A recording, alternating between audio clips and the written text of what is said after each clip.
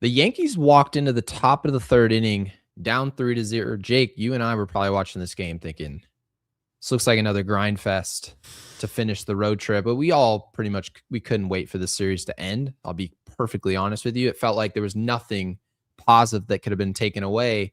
If we beat them, everyone says it's just the A's. And if we lose, we played down to our competition. But I thought a lot good happened today. And we're going to talk about all those things until all of a sudden, in the middle of the game, we saw left-hander, and Jake, you and I were texting about him. Jacob Lopez, this man imploded on the mound. My goodness. He walks a couple hitters, which, I mean, that happens in the game.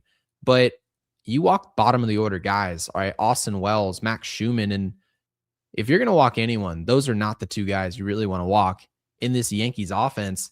The dude proceeds to give up lasers everywhere. And we're a home run or bust team. They like to call us that, Jake, right? We're one of the three outcome offenses. We didn't leave the yard once in that inning. 7 runs later, Mr. Lopez leaves the game, and in steps Michael Kelly, who, Jake, you can easily make the argument he was worse. This guy gets 2 outs, gives up 6 runs. Credit to the Yankees offense, by the way. They proved if you're going to fall behind our hitters early and often, we're going to find ourselves in fastball counts, hitters counts, and we're going to do damage. They did exactly that. You saw Ben Rice do it. You saw a ton of different players do it. It was really everyone. The Yankees ended up dropping a 13 spot. The game was over right then and there. That is one shy, Jake, of Babe Ruth's Yankees in the 20s. For a franchise mark, 13-8 win before we end the road trip. We have a day off tomorrow. We head back to play Cleveland Tuesday.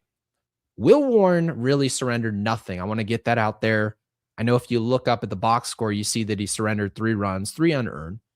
Trent Grisham botched a play in center field today. We have no idea how that happens.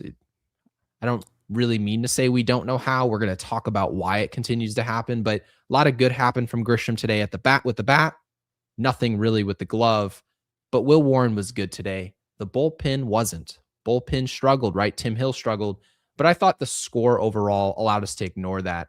We're talking through how far this team can go with Ben Rice, who's very clearly the team's best player, offensively at least. He's been incredible. And in my opinion here, real short and sweet, the Yankees need Aaron Judge to look like Aaron Judge. And when you watch the Yankees play on a day-to-day basis, he's just not that right now. He's a tick off. Jake, you texted me earlier, said he's early on breaking balls. He's late on fastballs.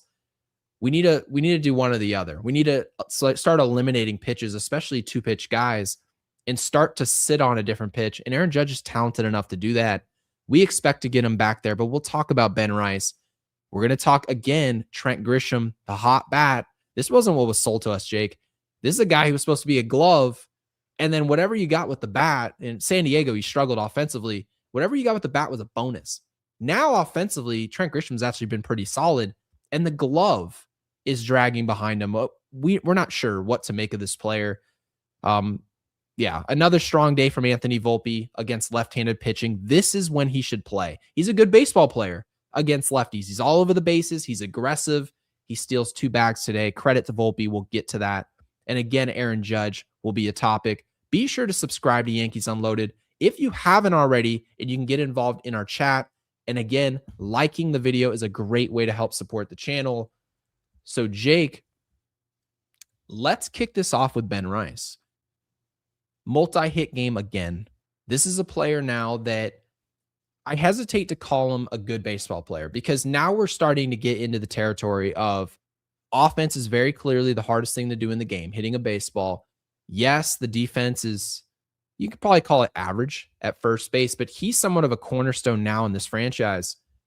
How far can this team go if he's the best player for this team? Is this something where Aaron Judge has to turn back into superhero Judge, or are we now getting a player who has over 1,000 ops? Is that enough to maybe not carry Aaron Judge in this Yankees team, but is it possible that Aaron Judge can just be good and maybe not MVP Judge for us to go somewhere? Yeah, I still think it's possible, Gary, because I think you go back to because again, this is just the regular season, and Yeah. there's no question if Judge is just this way the rest of the year, it'd be disappointing, but they would still make the playoffs. They still might even get the 1 seed in the AL. It's a weaker, league than it has been in years past. It's not like the NBA now. Like, you look at it and you got guys who are 7'4" that you have to worry about, and 2 teams that have over 60 wins in a season duking it out in Game 7 of the Western Conference Finals. With the AL, it's really whoever comes out of the AL East for the most part, and it might be Toronto, it might be the Rays. Some years it was the Orioles, some years it was the Red Sox, and the Yankees, and then of course you'll throw in your Cleveland Guardians there because they're always around, and Seattle's gotten better, but I mean Texas has really fallen off, and Houston hasn't been Houston. So this AL, every year, I mean, we saw Kansas City show up in 2024. They look far cry from that team. There's just not a lot of competition in the AL. So I still believe. Yeah, I still believe, like, even if Judge is this, right, he hits 248 the rest of the year, gives you 375 on base, and gives you, over a 530 slugging, that's still a really good player that a lot of teams would kill to have. But at the same time, like, I don't think it's not Judge. It's not the Judge that you know and love, but the Yankees should still be able to get the 1 seed with that if Ben Rice continues to do what he's doing. That being said, on top of that, we've seen Aaron Judge finally hit in the postseason and no one picked up the slack. However, when Aaron Judge didn't hit in the postseason in 2024, Juan Soto and Giancarlo Stanton stepped up. This, I think, is a better team than 2024. So let's just say Ben Rice is the, Juan Soto of the equation, right? And he certainly deserves that moniker the way he's playing right now. If you have him in the postseason, you got Goldschmidt hitting the way he is against left-handed pitching, and just his situational hitting. You have Caballero. You have Stanton. Hopefully it's playoff Stanton, because last year was the first year where he kind of showed he was slowing down a little bit in the postseason. Hopefully it was just a year off, right? But you have Bellinger. These are some guys, and of course you could add somebody at the deadline. But the point being, you have some players that can still make things happen. The Yankees in 2024 got to the World Series with really on the backs of 2 players here, offensively. Wasn't a very good team outside of that's the thing. We kept talking Lou Gehrig and Babe Ruth, and understandably so. They were ridiculous.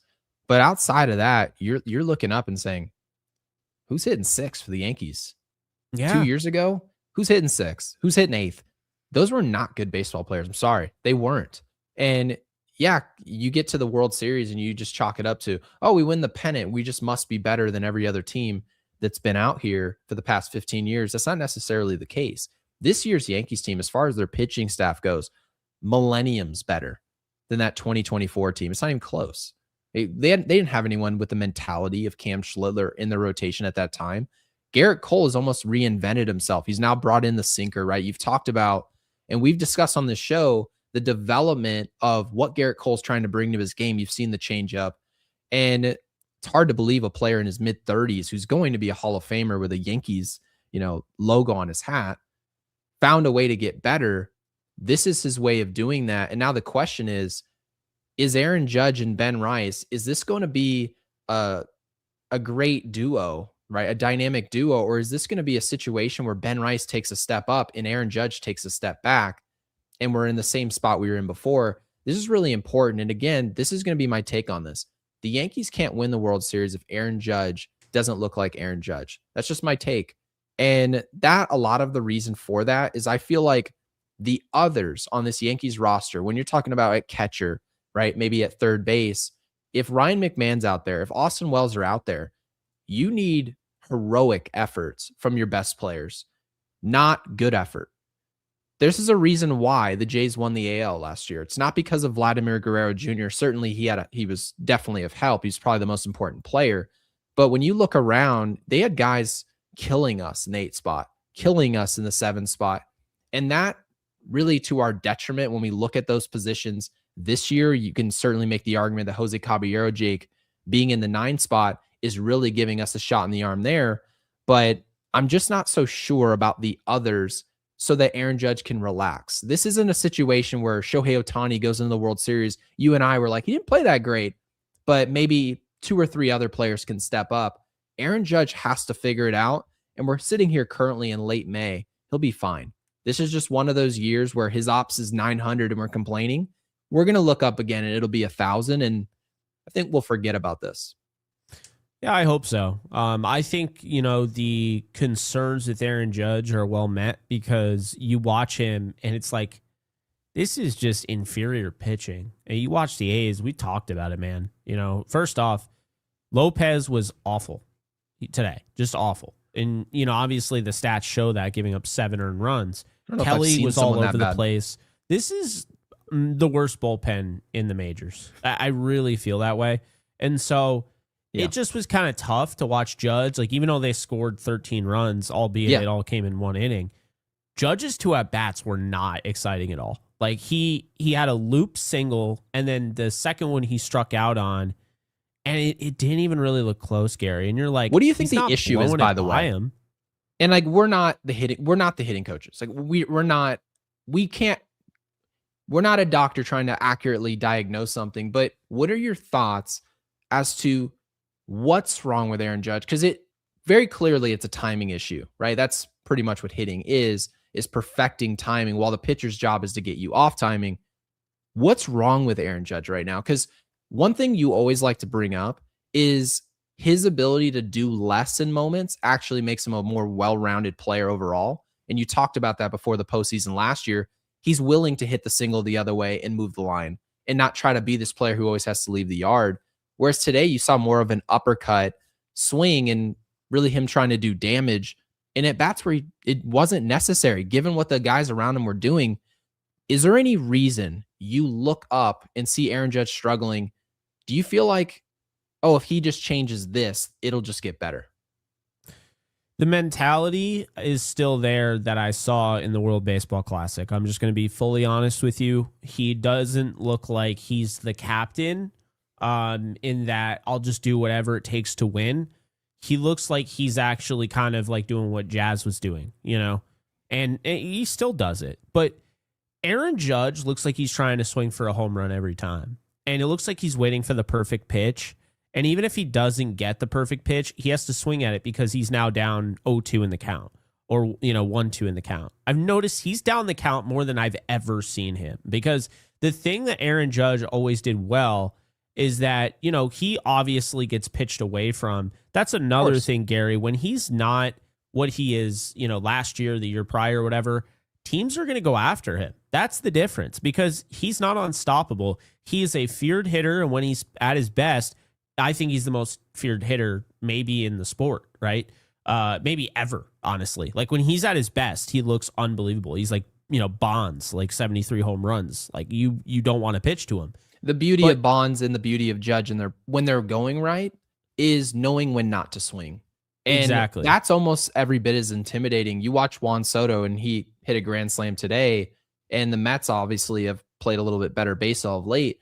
Part of the reason for that is what Soto's doing in proving to pitchers, unless you throw the pitch that I'm looking for, I'm not going for it. My approach isn't changing. It remains unchanged. And that's why Juan Soto, a lot of people talk about him and saying pure hitting, this is basically hitting perfected, is just understanding my game plan shouldn't change. Soto hit in the postseason. He hit in the regular season, and he's done that everywhere he's gone, whereas Aaron Judge, it's been up and down. And the big change is when not to swing. When Aaron Judge understands, okay, they're going to be pitching around me. This is going to be the game plan. Soft away, hard away. Backdoor sinkers, a lot of two-seamers, and he's really trying to tunnel those 2 pitches. You don't really see guys pitching inside to Aaron Judge. It's just not really the game plan. But Jake, I have a feeling that at some point or another, just like we saw the light bulb go off for Jazz last year, maybe me doing less will unlock what it is I'm looking for. Where all the numbers, the home run numbers, the batting average, the ops, the slugging, all that stuff's going to come up when I stop trying to force it. And it's much easier to say that behind a microphone with a headset on, and we're completely understanding of that. But Jake, there's a reason why everyone wants Jazz Chisholm to swing 70%. There's a reason why Alex Rodriguez wants Anthony Volpe to flatten out his swing. It's not because we want to see ground balls and singles. It's because we're essentially telling you, maybe you directly trying to do more and hit the ball in the air is actually the reason why you're struggling. And it's not because of the talent or anything else. Aaron Judge is trying to do too much, and it's directly impacting his performance, unfortunately. Yeah, no, it 100% is. And you see it, obviously we don't want to be super negative here because no, definitely not. They scored 13 runs today, but it's something that has been around now for a minute. And so we felt like we needed to bring it up again. And a lot of people have brought it up, and people of the show, have messaged me like, hey, what's going on with Judge? And it's like, I'm watching the same thing you are. So I agree. I mean, I see it. He's off. My theory is that if you go back and you look at the last time he was in the World Baseball Classic, that was never. This is his first World Baseball Classic. And I don't think he's fully recovered. I still feel like he's in that mode, and you see it. I mean, and look, because of his God-given talent, he's still capable of having a great game even during this, dry spell or whatever. His ops is in the low 900s. So it's still a great season. This is what Vladdy Jr. is dealing with as well. Vladdy is not leaving the yard at all. Yeah. Tatis just hit his first home run at Fenway Park the other day. I think just yesterday. There are a lot of players. Cal Raleigh, the big dumper, he was right there for MVP. Guys, there's a lot of players that played in the WBC that are just struggling, whether it's their approach, whether it's numbers that we're calling the median. If anyone told you, this is what Vladdy Jr. would have been doing by May 31st, everyone would have told you were crazy. This is going to kill the WBC, by the way. I'm telling you, people are not going to play. They're going to see it's going to get to them, because there's one thing you could say, that's just an excuse, but an excuse can be the cause. Like, let's not act like excuses. An excuse can be a reason. And it should be played a couple weeks after the World Series. I would say you play the WBC. I think that's fair. You should play it all indoors, because weather would be a problem. Clearly, you're playing it in the winter, fall, winter. You go out there and you force players to play in December, all indoors for the WBC. I think it's the only way. You can't really justify, hey guys, instead of spring training, we get out there and face some of the game's best pitching. It doesn't make sense. We can't just be like, well, it didn't affect Bryce Terang. Okay, well, that's one player. You know what I mean? Like, didn't affect this guy. We can do it. Anecdotal evidence. This guy all day, but we have multiple superstar players that literally have lost power. Yep. Their batting average has dropped 50 points. Like, there's a lot of arguments to be made, in the direction of the WBC in some way, shape, or form mess around with their rev up process, their preparation for the season. And I think it's definitely fair, because think about it, Gary, why would Judge be swinging any different in the WBC than he would in the playoffs? He wouldn't, right? Like, why would he change it? Well, he would, because think about it, it's a completely different thing. The last time he was in the playoffs was October. Now we're playing, February, right? February, March. It's a completely different thing. And on top of that, you're having different scenarios, different situations. So it's easy to say, well, Judge wasn't swinging for the fences in the playoffs. He was just putting it in play and just having a lot of success doing it. Doesn't mean he didn't hit for power, but he was a much better overall hitter. And to me, it was like that certain situation can't be compared to the situations he was in, because a lot of the time Judge had to keep himself even keel, which he did almost the entire year last year, as I've brought up. You saw the approach was just different. He was focusing more on contact and power than he ever really has. And you saw that in the playoffs. He stayed even keel. It's why, as you've brought many times, I felt really confident in saying that I think this is going to be the year he really turns it around in the playoffs. Here's the problem. Nobody was there to pick him up. So now you factor in the WBC, and what I mean by different circumstances and different situations is how many times did Bryce Terang step up or somebody, and so he has guys on base. It felt like every time Aaron Judge came to the plate, it was a high leverage situation where a guy was on second or third and he had to get the guy home. And that's when he was trying to do too much. And I think Yeah. that's now bled into the season.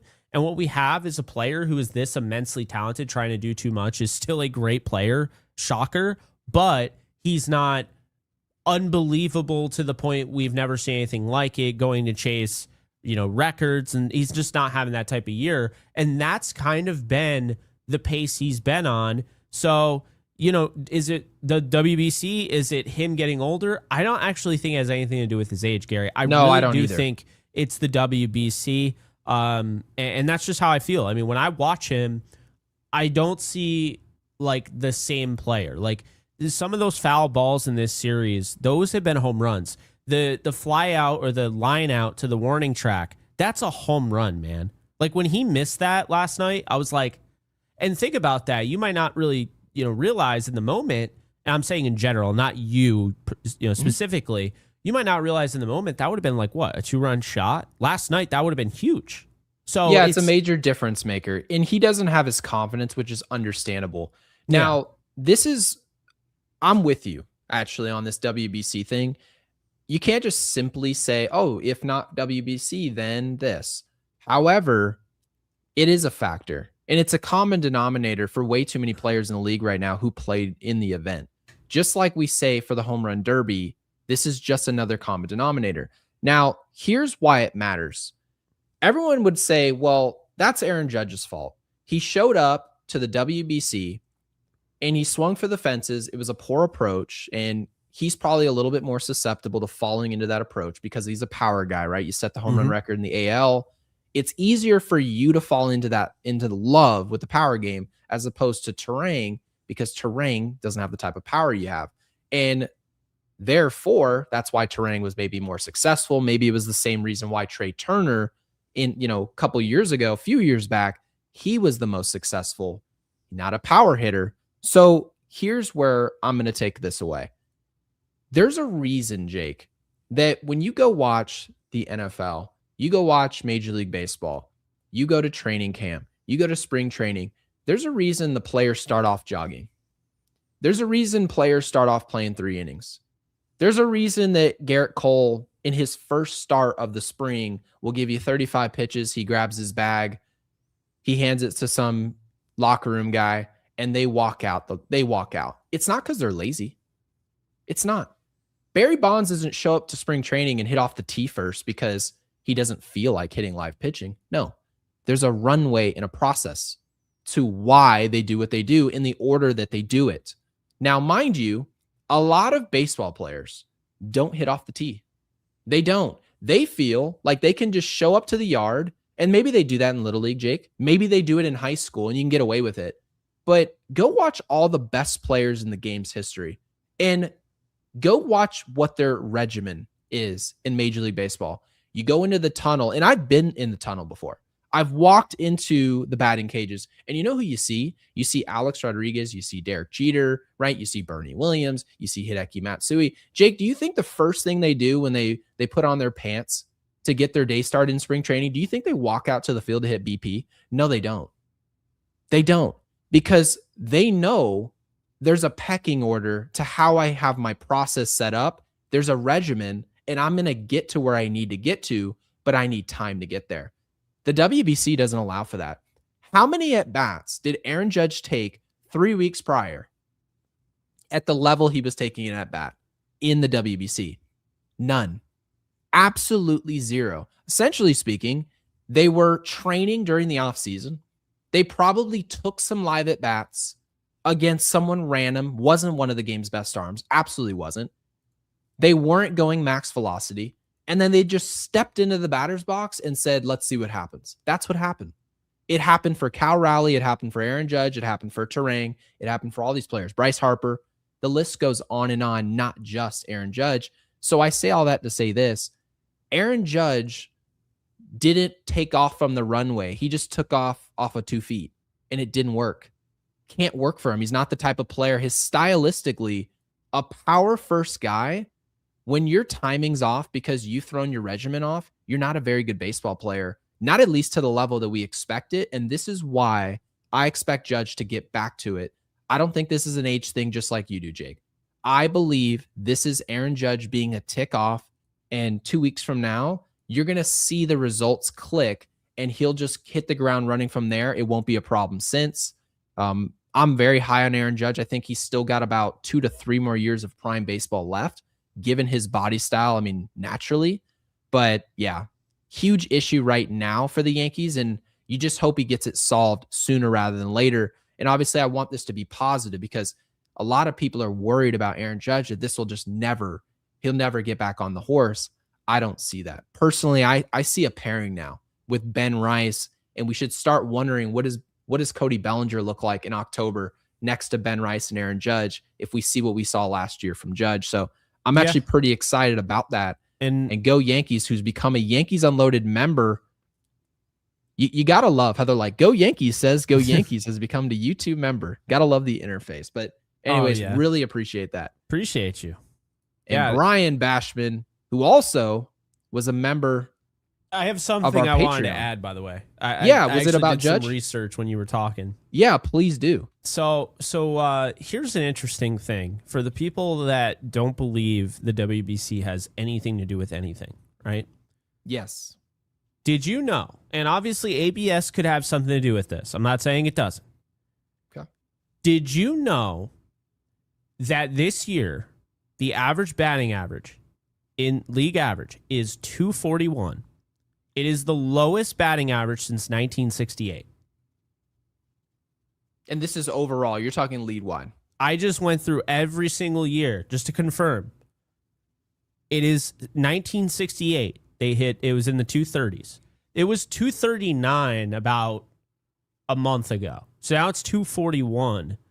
It was actually really troublesome, Gary. And I understand why older baseball fans are really tired of where baseball's gone, not caring about average, because it's actually really alarming. In 2000, the average was 270. League average was 270. In 2014, it was in the 260s. It's now dropped to 241. Yeah, the scales have been tipped. We figured out facing 101 miles an hour is objectively more difficult to hit than the exact same stuff at 91 miles an hour. Go figure. You have less time to make a decision. You're not going to hit for as high of a batting average. Now, the question is, to what degree is it more difficult? How much more difficult is it? If Tony Gwynn stepped into a batter's box, now, mind you, this is not something we can prove. It's just speculation. But Tony Gwynn takes an at-bat in 1989. He hits 340.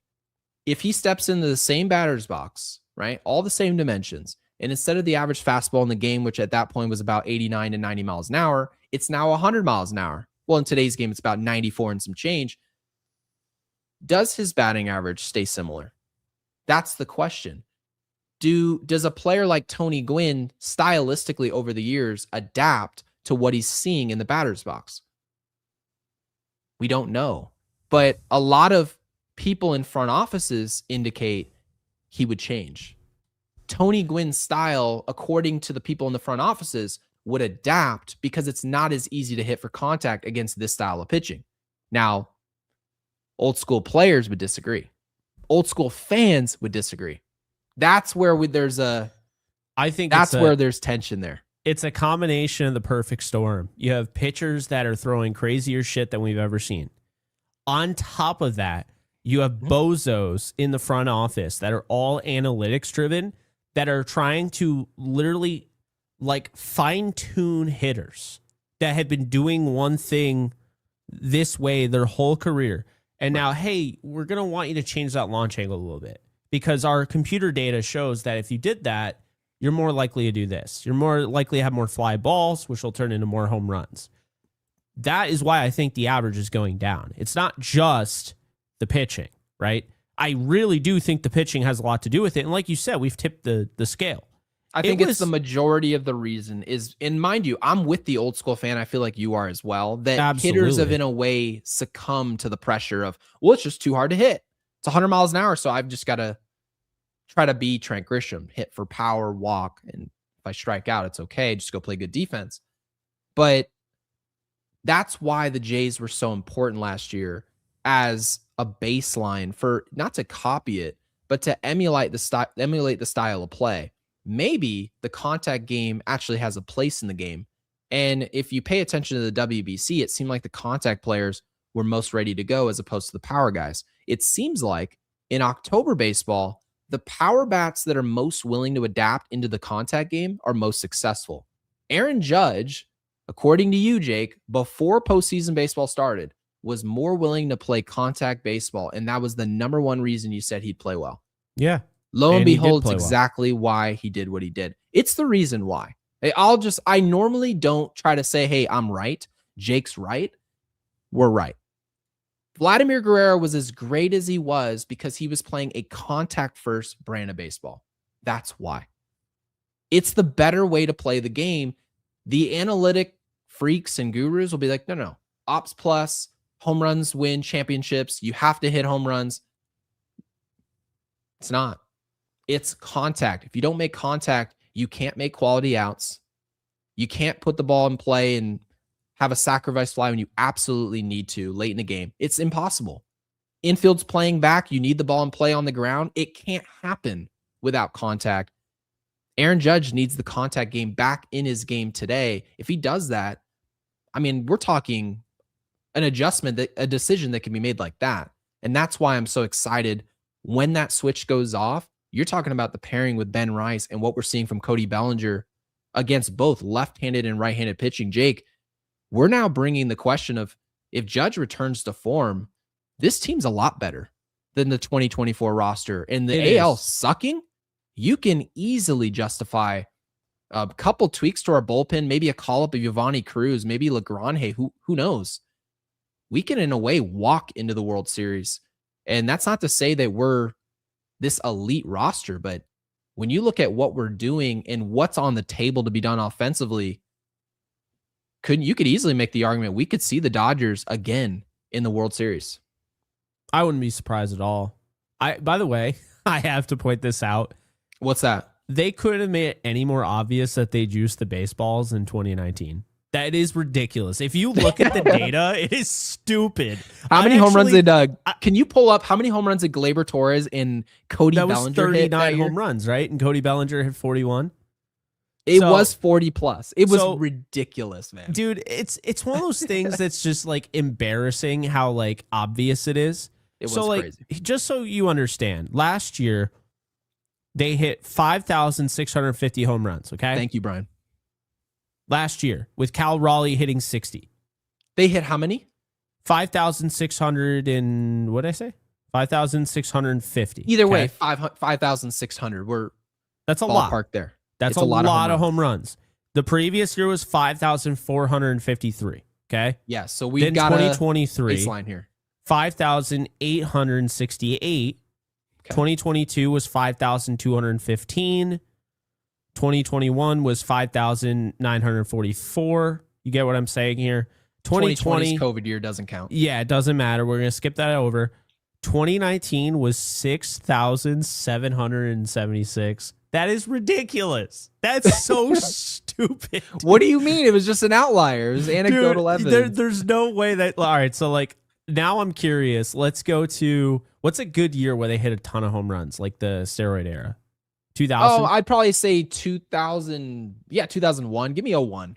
Right. 99. I mean, McGuire was at the Derby. So remember that. We're talking, it's 6,776, okay? Yes. I just want to compare because no one's really brought this up. I've heard it before mentioned, but no one's like done this. I've never thought to pull up. Oh my God, I'm done. Home runs. I'm done. How many? 5,458. Dude, 2019 is like the biggest, like it is so, it's the most juiced era I've ever seen. Brian, was it you that told me that if Gleyber Torres just home run wise did what he did in 2019, the Yankees would have blown away this trade? Guys, 2019 was fake. It was not real. Wasn't even a real season. It wasn't. They were playing had 5,693. 1999 had 5,005. I mean, dude. They should play the NBA with a little magnet, and they put a little magnet into the net and just be like, yeah, everyone will make a little bit. They'll make shots a little bit more. It'd be more fun to watch. Easier to make shots. Dude, it's ridiculous. Fun. Like, are we kidding ourselves? Why was 2019 so juiced? Why did they do that? Why did they do it? It's ridiculous, dude. It's for such a an common outlier. fan's perspective, Jake. Think of it this way. The new fan doesn't know our history. The new fan doesn't care about history. They don't. They don't care about. You think somebody who's like, hey, man, I want to go watch Victor Wembanyama play for the first time. I've never seen that guy's 7'4". Oh my gosh. The tallest person I know is 6'4", and he dribbles. My gosh, he's so good. You think they're asking what the stats were in 1989? They don't care. No, I know, but it's like to your point, so they want to turn obvious. on the TV and say, there's home runs everywhere. Everyone's hitting home runs. This is so fun. 5 That's years what they were before going that. for in a legal way. 5 years before that. Okay. We're talking same era. I mean, pretty much it's the same era, aside from the fact that we know one is juicing the baseballs clearly, and the other one's not. 4,186 home runs. 4,186 to 6,776 5 years later. That is such a ridiculous disparity. It's one of those things that I wasn't planning on getting into this conversation, but when I was going back and looking at the league averages and I went through each year, I couldn't help but notice. I was like, wait a minute, 2019 is not real. It's like not. It's not. That even man an on the plane is indication of not anything. real. 2019 is not real. It did not happen. It's not a thing. No, Never if occurred. they put Barry in 2019, the man would have probably hit 100. Here's my argument about why I have an issue with it. Okay, and then I'll just be quick. Yeah. It ruins the statistical output of these pitchers. So, like, there are guys that are literally banking on their stats being good to get contracts. So, like, you have. So now it's like when you have one side of the scale that's totally tipped on that side. Like, we know power hitters were hitting a lot of home runs. We know non-power hitters were having a lot of home runs. So, like, you fell for it if you were one of the people, like one of these teams, like 2020. And you're like, we're definitely going to pay that guy because I know he's never hit 30 home runs before, but we're going to pay him now. He hit 30. Oh, you mean like what we just did? Oh, yeah. Where you were like, this is so obvious. You don't pay Grisham. He just had 1 year that was offensively elite, is like what they called it. And you just don't pay this guy. You don't pay the outlier season and then see what it can do. Now, to be fair, Grisham, at the very least, we're now above league average ops. So, yes. Not to say that that's worth $22 million considering the defense, and we'll touch on that. But Brian, appreciate the OLED being burnt into the screen with the 10. He's talking about draft picks right now. So to say that we're changing, I hate draft picks.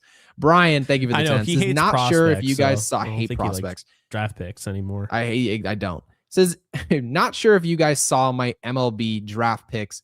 Daniel Jackson, catcher from Georgia at number 35. See, this is more realistic, Brian. We love this. This is something we're going to talk about on Patreon. We'll be on our Patreon for sure. This will be on our Patreon. And the fact that you bring these up, we'll have them saved. We'll discuss them. Peyton Bonds, Barry's nephew, interesting, at number 63. Ooh. And Cooper Sides, who's a 6'5", 18-year-old that throws 95 miles an hour already. Love to see guys that are high velocity, non-Davai Garcia, Pedro Martinez bodies. Not to say it can't work, but the more likely situation that a high velocity guy stays on the field healthy is if they have the body to deal with it. The Garrett Cole type body, 6'4", 6'5", with leverage coming down the mound. There's a reason that guys that are 6'4", 6'5" can consistently throw hard. Jake, I keep telling you, in the NFL, stop drafting undersized quarterbacks with small hands. You don't want to draft the outlier.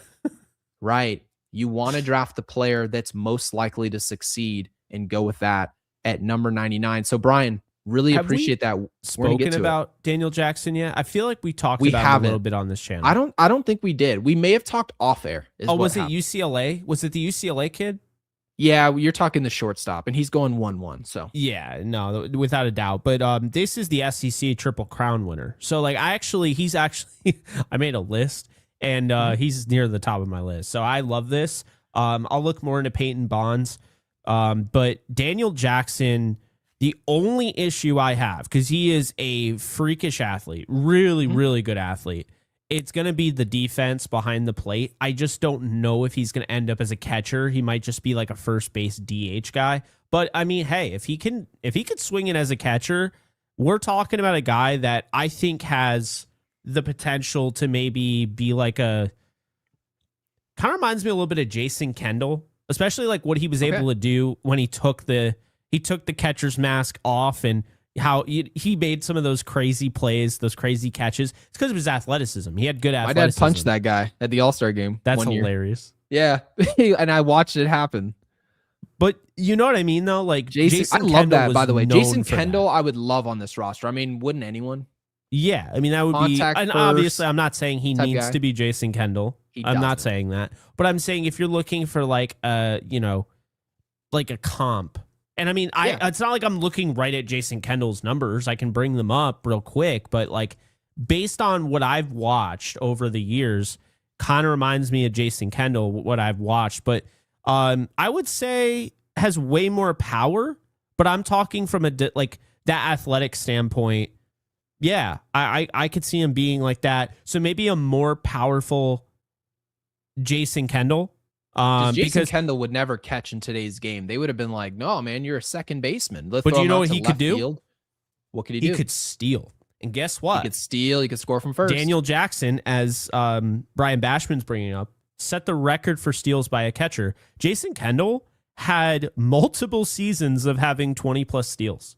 Yeah. And we're not talking about the era where it's like, oh, you picked off twice, I'm going. You know, it's like actually you had to stolen earn bases today stolen mean bases. very, very little. You can't tell me that there's rules and regulations for how much you can throw. It's actually kind of funny, Jake, because I don't like this rule change. It's good for the common fan, and I get that. And so because of the nature of that, it should stay the way it is now. But for my personal taste, it doesn't make any sense when you pick off and you're like, okay, if I pick off one more time, the next pick, if he's not out, it's a balk. That just changes the entire dynamic. Now, not to say that the rule was perfect in its own right, because technically I went to a USC Arizona State baseball game like 10 years ago, and I watched the pitcher pick off 12 times in a row. It doesn't feel like that should be allowed to happen, but I'm not sure where the middle ground, where it could work, because it feels like everyone's stealing 30 bags now. Now everyone's a 30-30 player. And Brian says Peyton Bonds hit a ball 120 this year. That's Ketel Marte, Giancarlo Stanton. That's some pop right there. That's power. Rutgers. So that's not Jason Kendall. That's Peyton Bonds. So yeah, he not a lot of power from Peyton Bonds. Only 16 home runs across 5 years. But you can also make the argument that home runs aren't the perfect indication of power. That's true. Because when you see velocity like that, not to say that all velocity is good velocity. You can hit a ball 108 into the ground, and then we start lifting that up, and all of a sudden your velocity starts going down. But we also brought DJ LeMahieu here to be a Yankee because he was a contact bat with good exit velocity. And maybe you can make the argument that Peyton Bonds could be one of those guys. Brian, love this. Get to our Patreon. Brian, I know you are. If anyone's interested in the details, and we'll kind of get off the details here, but really appreciate the super. Yeah, the Patreon is in the description below, and I can tell you, I'm gonna get into the lab with that one, and those will be, we could do kind of both, because we can do the talking head videos for the first tier, and then the higher tier one for the breakdowns. We can still do breakdowns of prospects and draft prospects and just Yankee prospects. So I look forward to it. It's gonna give us more of a creative flow there without having to worry about the overhead of, oh yeah, we're slapping your account with a copyright strike. So, and if we do, we're like, well, good, you can kick rock. We're starting another Patreon. Well, they can strike the account as many times as they want. They can beat it. Scotty boy, That's appreciate funny. the 5. I saw you in the live chat. I was being nosy and seeing the T.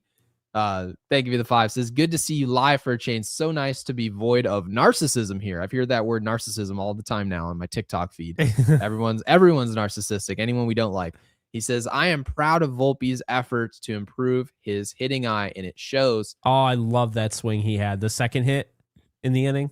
Yeah, it was like the ugliest swing you've ever seen, but it, like you said, it was Cody Bellinger-esque. We don't need your A swing for you to give us a knock, to give us what's needed. In a way, that's more like beautiful Volpe's, than like your A swing, because it's so just doing what needs to be done. That's all I want to see. If I had to watch Cody Bellinger like lean forward and have the most like untextbook mechanics ever, because they literally tell you like, you know, when you're being developed as a hitter, you know, even at a young age, like, hey, like don't, you know, lean forward, like, you know, don't keep cast your weight forward, back, you know, or you're late. You don't need to get lunge. I always hated when people told young kids, squash the bug, get your front foot down. No. Yeah, no, Getting I never your liked front that. foot down is not baseball. That is not coaching. That's not helpful. It's none of the above. You need to be on time. That's my the dad job. always used to bring up the old guy who I was not related to, but he would tell everybody, keep your eye on the ball. My dad's like, I hate that so much. I'm like, follow the ball to the bat. Hey, John, if the guy doesn't keep his eye on the ball, he's probably not cracked out to play baseball anyways. He's not even looking at the baseball. It doesn't matter what you tell him. But it You need never to be made on time. sense. Like that, like I totally, like my dad, like when I was young, like he always told me to follow the bat to the ball, follow the ball to the bat. Like, and that to me made sense.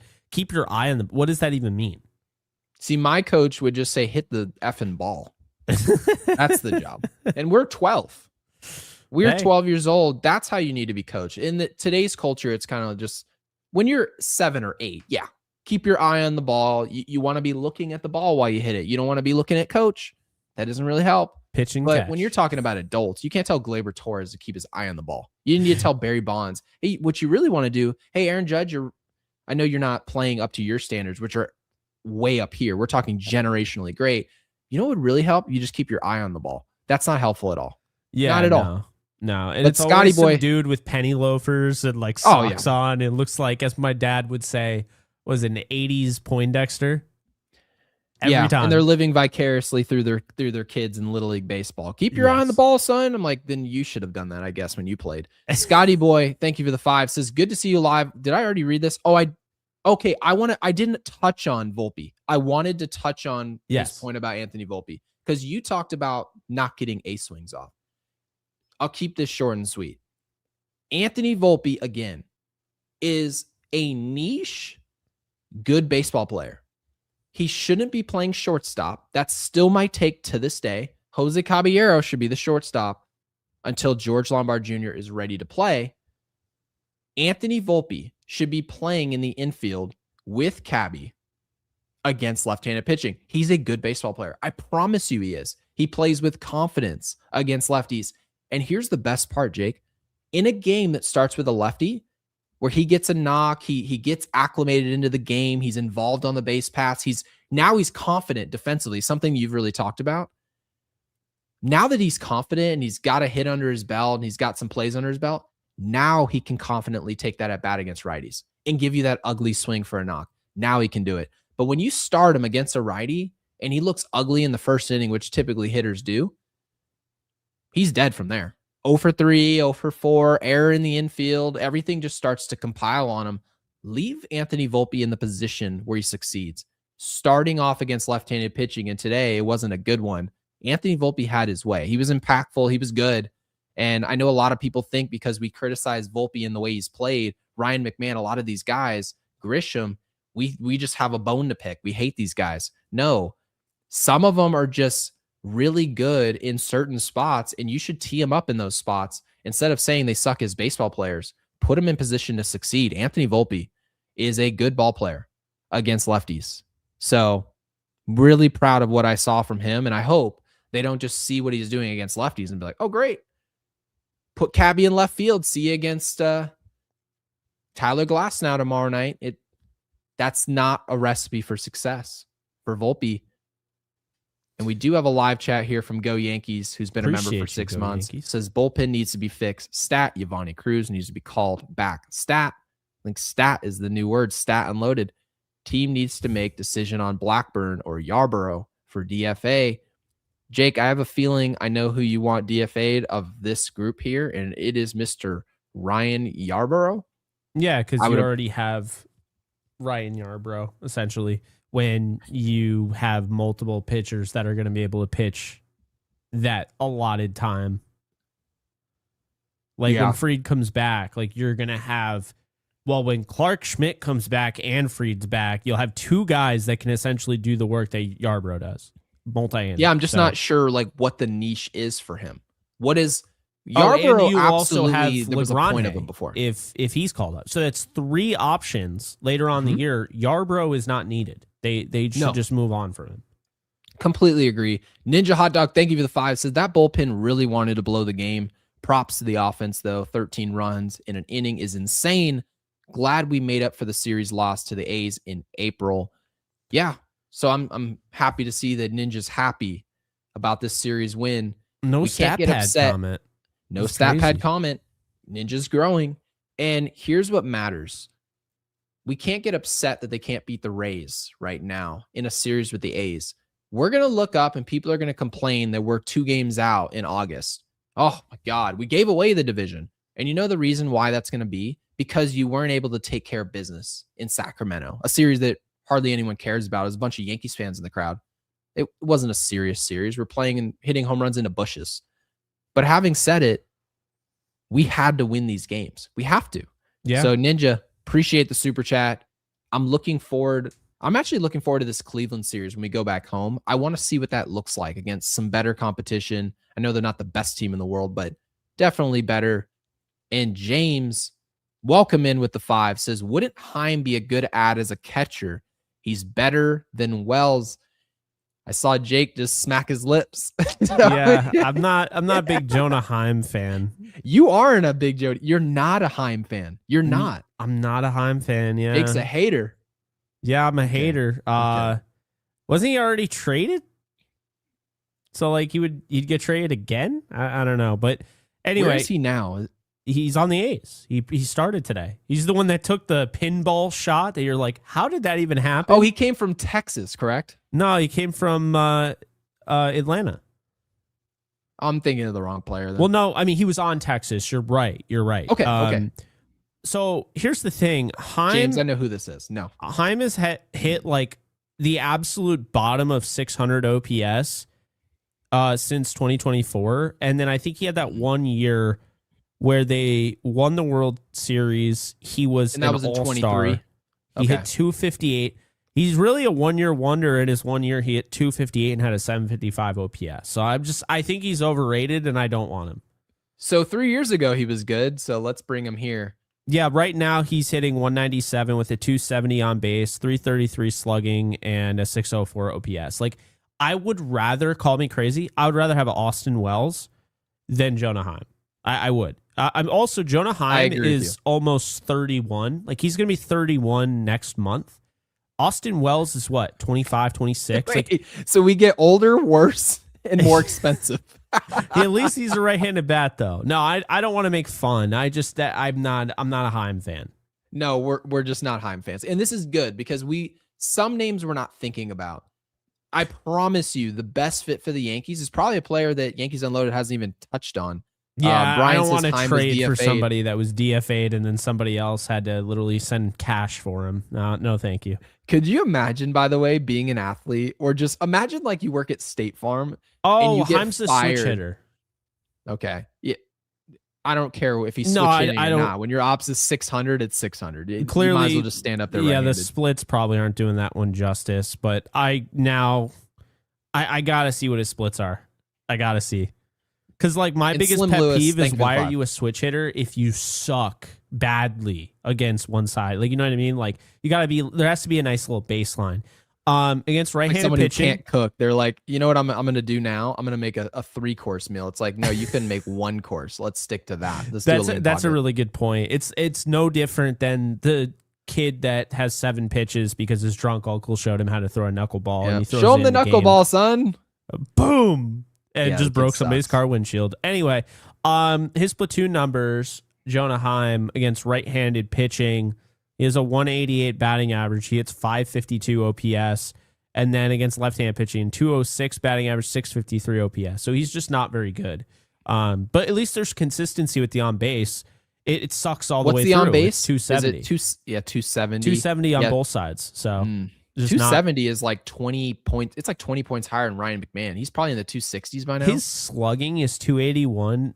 on the right against right-handed pitching and 382 against left-handed pitching. That's not good either way. We're good on. So, No, it's horrendous. Well, so we're good on Heim. Slim Lewis, again, thank you for the 5. Says, were the Yankees good today? This is a fair question. 13 run innings, 0 hits in the other 8. Sloppy play at times, 8 runs given up. Bizarre. Ultimately, the W is what matters. So I'm going to say this, Jake. I believe they were good today. And this might be uncomfortable to say. If you score 13 runs, 1 run off the franchise record, and you're not playing for the D-backs, who this franchise started in like 98. We started you're talking over 100 years ago. Over 100 years ago. When you score 13 runs in an inning, it's easy to let off the gas. Now, to Slim's point, should you let off the gas to the point where you just do nothing the rest of the game? Probably not. So you can easily make the argument that they played pretty bad baseball the rest of the way, but the inning was so good. It goes back I'll to give what them I'm the saying pass yesterday. today. They scored 13 runs. That's enough insurance for them to lay off the gas for the rest of the game. And I don't think it wasn't like they weren't trying to hit. I mean, I don't know. Slim, I would agree. It was a poor performance the rest of the game, but they get away with it because of how great that was. I thought, oh my God, what was I going to say? And he kind of screwed us on Prize Picks, but I mean, I thought Will Warren, another really good start, no earned runs. What was it that we were going for with Warren, though? What do you mean? Oh, 5.5. We went for more, so he ended up with 5 strikeouts. It's almost like the folks over at Prize Picks know what they're doing, huh? What a line. And I think you lowered that into being in that it was the position demon one. So it was so we were going for the gold. Unfortunate. But Slim, appreciate it, man. And thank you, Mom. Probably could have just Venmo'd me. But thank you for the 5. She probably wanted to be heard. She says, the WBC is fun. We agree. The WBC is really a fun event. Yeah, I enjoy it. Not played at the right time. But she says, but kind of like the Pro Bowl, and you move the post World Series, almost 0 would play. Gary, Dad didn't pick up a bat end of season till spring training. Yeah, so that's a true story. My dad didn't do a damn thing the whole offseason. And not as far as working out. He would work out, he would train, he would do all the things that he felt were necessary for his physical body. My dad didn't even know what a bat looked like when he showed up to spring training. And Jake, ironically, my dad was one of the worst starters ever. He's horrible. You show up to March and April, he didn't look like a big leaguer. And then next thing you know, you go into the next month and you're like, oh, I guess that's Gary Sheffield. So the entire point here is that it's a process. And Aaron Judge probably needed more of a process, something more drawn out and deliberate. And he showed up to the yard and he's like, hey, you ready? He's like, not really. You're like, great. You're facing 101 and they're pitching you like you're Barry Bonds. Good luck. And he tried to do what he did in October and it didn't work. Everyone has their process. And I have to say, I can kind of relate to this in a different way. After the NFL draft, which is a total marathon, not a sprint, as you know, I'm just completely zonked. I did Yankees Unloaded. But I recall me telling you this when I went on vacation to Florida. Everyone remembers the 180p connection. I went on vacation to Florida and I did not do any Rams content. And I had Rams fans coming into here being like, hey, what's up with this? Why are you doing Yankees content but no Rams content? Talk about these draft picks. That's so nervy. I know. So there were people like, hey, are you going to talk about the UDFAs? Are you going to talk about this? Are you going to talk about that? And there are people that can just put the pedal to the metal and just keep doing that.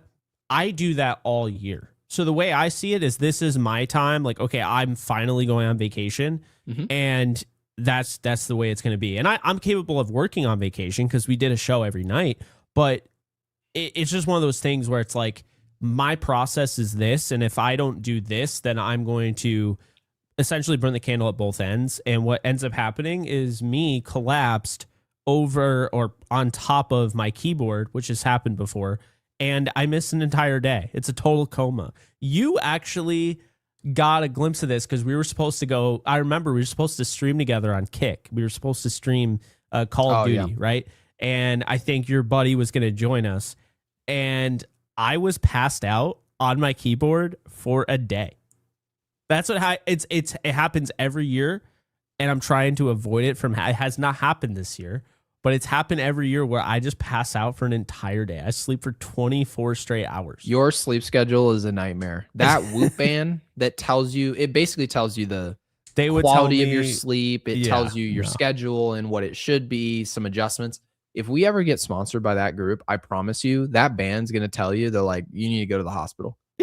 That's why I don't wear my Apple Watch, because it literally told me when I was having heart palpitation, it's like, seek help immediately. So then it just made it worse. This isn't baseball related, but can anyone tell me in our chat, what is the purpose of everyone's hyperfixation with health today? And I don't mean like they'll go eat McDonald's like every day. They'll eat 3-4 times a week. And then someone starts going to the gym and they're like, I'm going to wear this band. It'll tell me my sleep. It'll tell me my heart rate. I'm like, seems a little bit much. I think if you're in shape. If you're into it, you're into it. I was into it, and then I found out that I was caffeine intolerant by way of the heart palpitations, and I stopped wearing it because the one time I wore it, and it was just like, seek help immediately. That doesn't help your heart rate, bro. That makes you more nervous. So like my heart rate just went, you know. I think your personality didn't really match what that thing was for. No. But some people are like, oh, wow, I need to seek help. I guess I should go seek help. And they just don't feel any type of way about it in a weird way. Well, I feel like if it's telling you to seek help, you probably shouldn't be wearing the band in the first place. It gave me anxiety. Exactly. So, Mom, I appreciate the super. And Bodie with the 10 says, first time seeing live this year. Welcome in. We definitely did an earlier show. I mean, we were chomping at the bit to do it earlier, considering the fact they've been playing a bunch of games where we went live in front of a graveyard last night. Says, listen, way to the gym or work in the morning. Can Austin Wells just go away? Well, there's Alex. I haven't seen him in a minute. What do you mean? Glad he's doing well. In the comment section. Jake can tell you I'm all about health. Ain't that right, brother? No. Yeah, my ass. All about health. Yeah, you were the one telling me I need to have what was it?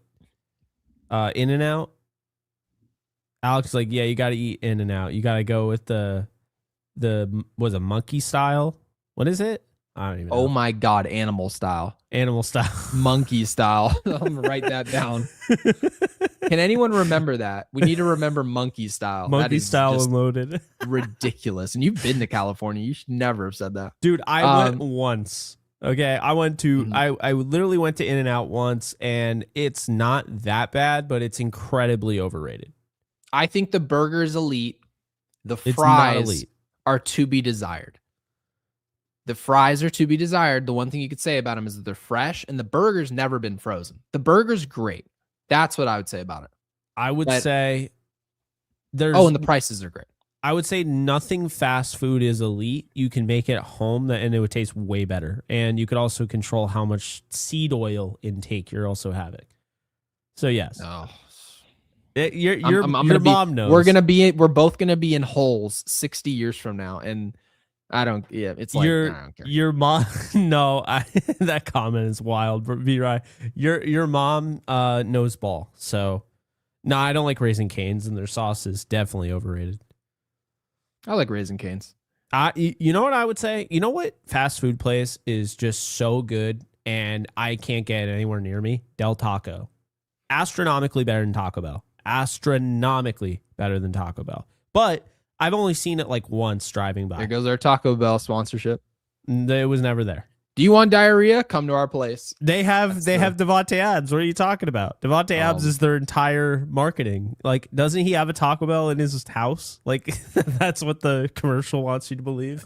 I'm sure he'll have money forever. You have a Taco. Yeah, they have a Taco Bell in your house. Oh yeah, Chick-fil-A is dope, but I have a Chick-fil-A right by me. So I mean, Bodie says Austin Wells. Can he go away? Jake, no. He probably won't be going away. I think we both agree. There's something there with him, but considering who's coaching him and like who our hitting coach is, what his style of play is, which is power first, contact second, I don't know if it really matters. Just because Wells has the skill set to figure it out doesn't mean that it's the right fit for the Yankees. That's the hard part about this. It's about the marriage between staff and player. And you can make the argument that as long as Austin Wells is on this team with this staff, he'll never play the way he did a few years ago, second half of the season. So a good example of this without the injuries, if Wells doesn't work out, I would say it's the guy that they got for Montero, Pineda. Pineda had all the talent in the world, but like when it just doesn't work out, it just doesn't work out. You move on. It doesn't matter if it's Sonny injury Gray or whatever. But like that said, Pineda was young. So was Austin Wells. Wells still has some time. I would say he's running out of time, but he still has some time. Like Escara's in his 30s now. Like he doesn't have much time. Like, you know what I mean? How old is he? Is he 31? I think he's 30. JC Escara. At least we've now got to the broadcast. We've got to the point where they stopped talking about Uber. He turned 31 on April 24th. And Austin Wells, I believe, is 26. So, I mean, he's still got some time. It is crazy, though, the difference between him and, he's going to be 27 July 12th. So, yeah. Well, we appreciate you, Bodie. First time seeing it live this year. Yeah, it's probably because we go live so late and we normally don't do an early show, so that does make sense. Scott Ross, thank you for the 5. This bullpen is like a horror movie. Give me your prediction of what it looks like in August because it can't be these guys. He's right. It's going to be similar to these guys, I would say. I don't think it's going to be vastly different. I would just want to make that clear. Gary, I mean, what are you thinking? Because like, I guess for me, I think we'll definitely see Weathers in there. I think we'll see Clark Schmidt, Bednar. I'll be 3. Giovanni. Yeah, Giovanni Cruz and Fernando Cruz. So 5 there. So I think they have 5 guys, and then Tim Hill makes it 6. I don't know who the other 2 are. Could be Legrand, right? Could be Yeri de los Santos. Could be somebody outside the organization. Is Jojo Romero healthy? Is he pitching? What's going on with him? Because we actually like the fit. Well, the problem with Jojo Romero, he's pitching for a good Cardinals team right now. So I just don't know if they would trade him. Yeah, that is an issue. He is pitching well. He's not as good as last year, but he is pitching well. You expect the Cardinals to be good, though, in August? I don't know what I expect, Gary, because you know what? It's not that great of a league. It's not that hard if you get some luck early on. I know you don't like that saying, but still, No, if you get like a good start, I don't think the league is good enough to be like, even if they fall off a little bit, I don't know. I mean, they're 30-26. And I think really their entire division's over 500. The NL Central is the best division in sports right now. Right. So you can make the argument that if you're part of the best division in the sport, arguably, right? Arguably. Everyone's over 500. No one can say that. And that's 5 right. So a hot teams. start technically means less in that division. Yeah. Okay. So, I mean, it's interesting for sure. Like, here's what I would say. If you're looking for guys, teams that would trade their players, the Red Sox could be open. The Orioles could be open. The Orioles are 4 games below 500, but I mean, they could still be open. The Royals could be open. The Tigers, I think, are open for business. I feel confident in saying that. The Twins, that remains to be seen. Somebody like Jeffers, I think they would trade. I'm not saying their whole team is available, but I think Jeffers they would consider trading because he's in a contract year. Looking at the West, I would say the Angels, if Artie Moreno realized his team isn't going to win the pennant. They should be in sell mode before the season starts. Exactly. Houston's interesting. They've won 7 of the last 10, but they're still 27-34. And I don't know. You could go either way. Honestly, they're only 4.5 out. I'd say Houston holds off. But I'd say the Angels, the Tigers, the Royals, definitely. Maybe the Red Sox fall in denial and they don't do anything. Then the NL. David wants to trade for Peraza. The Marlins, 100%. Sorry, Marion. Marlins definitely. The Mets are going to be in Delulu land. They won't trade anybody. They'll try and figure that out. Well, they this won't trade season. anyone who matters. Like that's part of their core. They're going to be like the Mets are. You know what? Here's what the report's going to be. You know what it's going to be. David Stearns is going to say It's going to be Brett the Beatty. Mets. They're going to trade Brett Beatty away, and people are going to go, wow. The Mets are going to say we're cautiously selling. We have our core guys. We don't want to trade Lindor. We don't want to trade Soto. Right? They're going to tell you we don't want to trade McLean. And then they're going to say everyone else is kind of on the table. And everyone's going to say, well, who would I want off your roster that's not those guys? And the answer is going to be no one. And then no one's going to trade for any of those guys. And the Mets will continue to suck. That's that. Oh, and to the surprise of nobody, Don Mattingly has brought the Phillies above 500. Yeah, not a surprise. By the way, Brian, yes, the Mets would trade Lindor tomorrow if they could, but nobody wants Francisco Lindor. He's a headache in the locker room, and he's not good enough to justify it. Some players are good enough to justify being a headache. For example, Barry Bonds was not good in the locker room, but you can get away with it. Why? Because you're Barry Bonds. That's why. It's easy. It's just not. It's really not even a controversial thing. You don't trade players off the team for Francisco Lindor to be happy. He doesn't play good enough baseball to justify it. But Jake, did we discuss everything? Yeah. I feel like the one thing we didn't touch on, I want to touch on this, was Trent Grisham's play real quick here. We won't drag it on and on. It was terrible. I hate watching him play, and I can't wait until he's not a Yankee. You text me, and again, you preface your statement. You're like, I hate him as a player. I'm like, I don't need you to preface it. You're so used to doing that because people like vomit out. It's personal. Like you must hate the guy. I'll be out and say it. I hate watching Trent Grisham play baseball. He is not fun. I hate everything about it. I hate the way he moves. I hate like the dull look on his face. He'll run to the wall and catch a ball right here. Yeah, I hate that. I think honestly, because the way I see it is growing up, I looked up to these guys because I always wanted to be a professional baseball player. And I watched Derek Jeter play. I saw the jump throws and I saw like the cool stuff.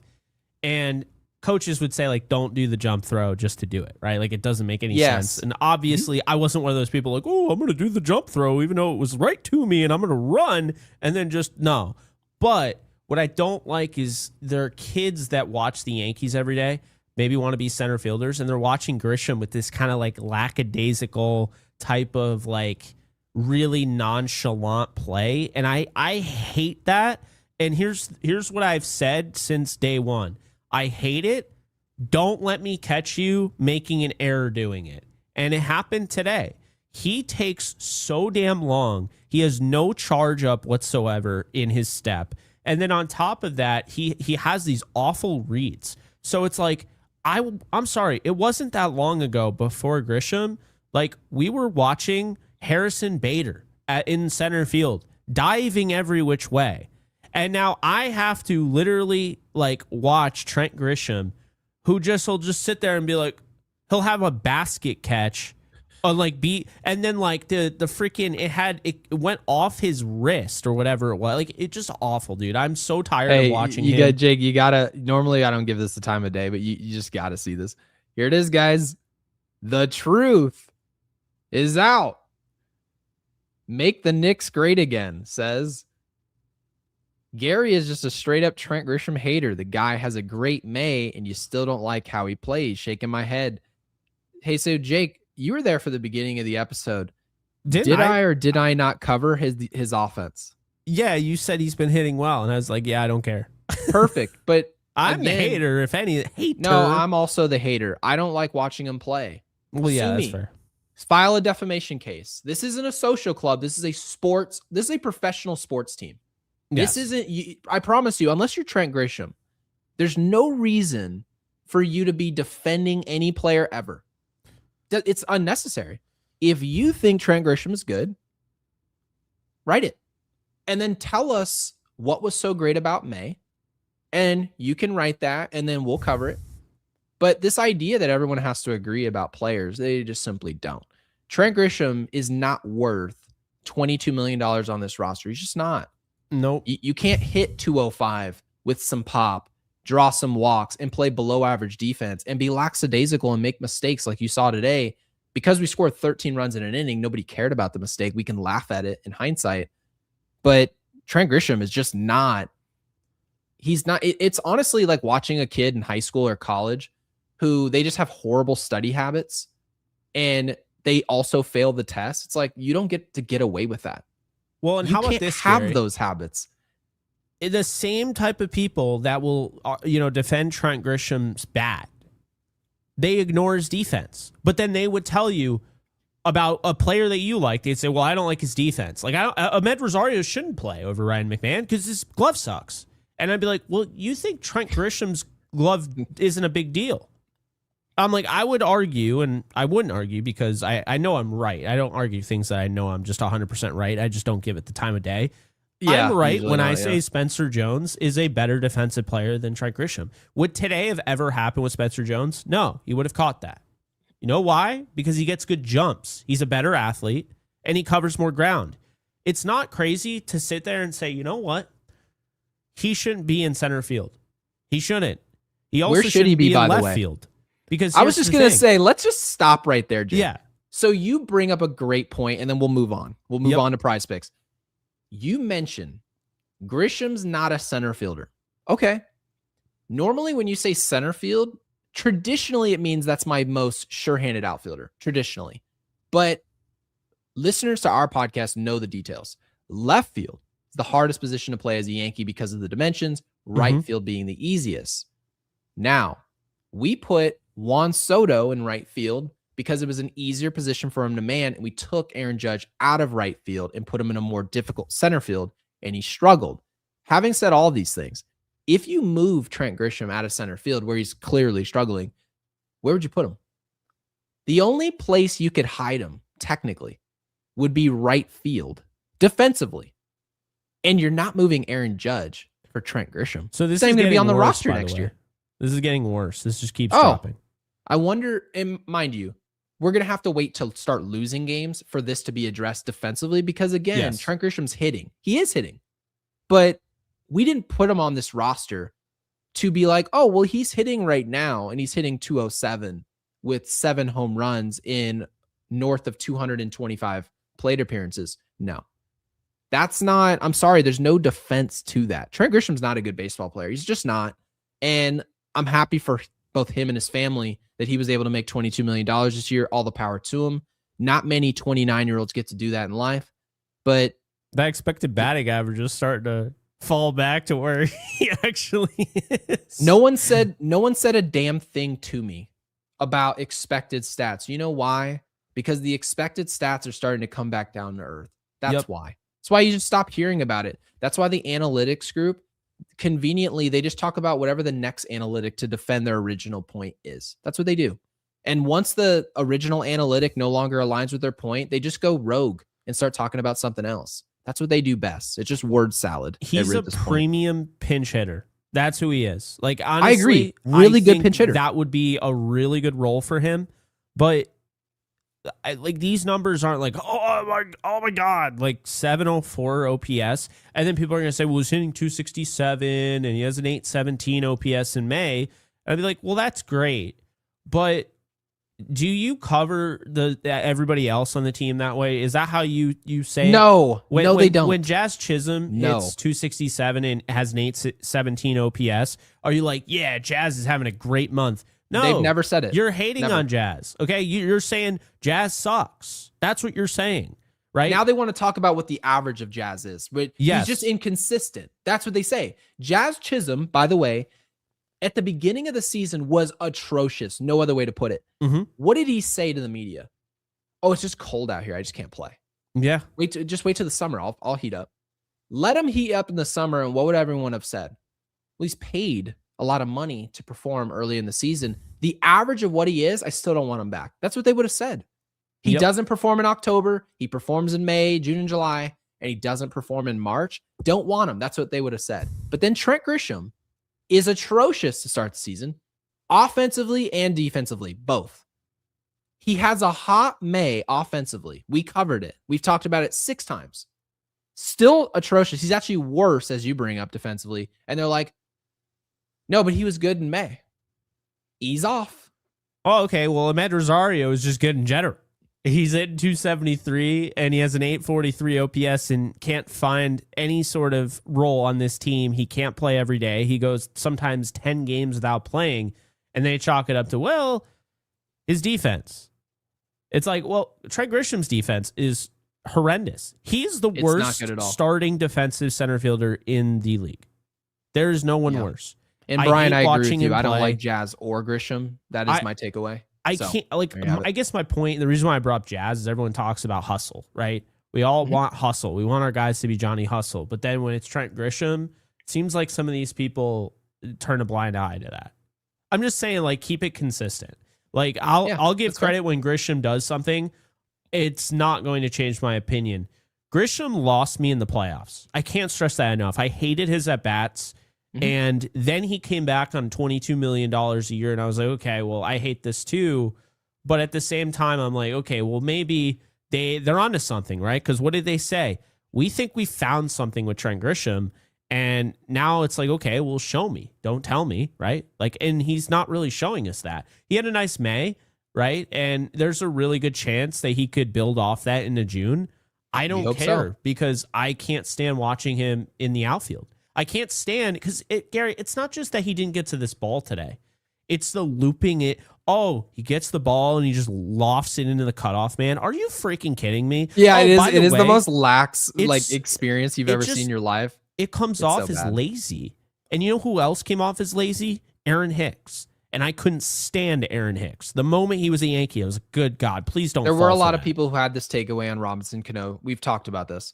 But there's a common denominator here with the players that get away with it and the players who don't. Robinson Cano was hitting 328 and driving at 100.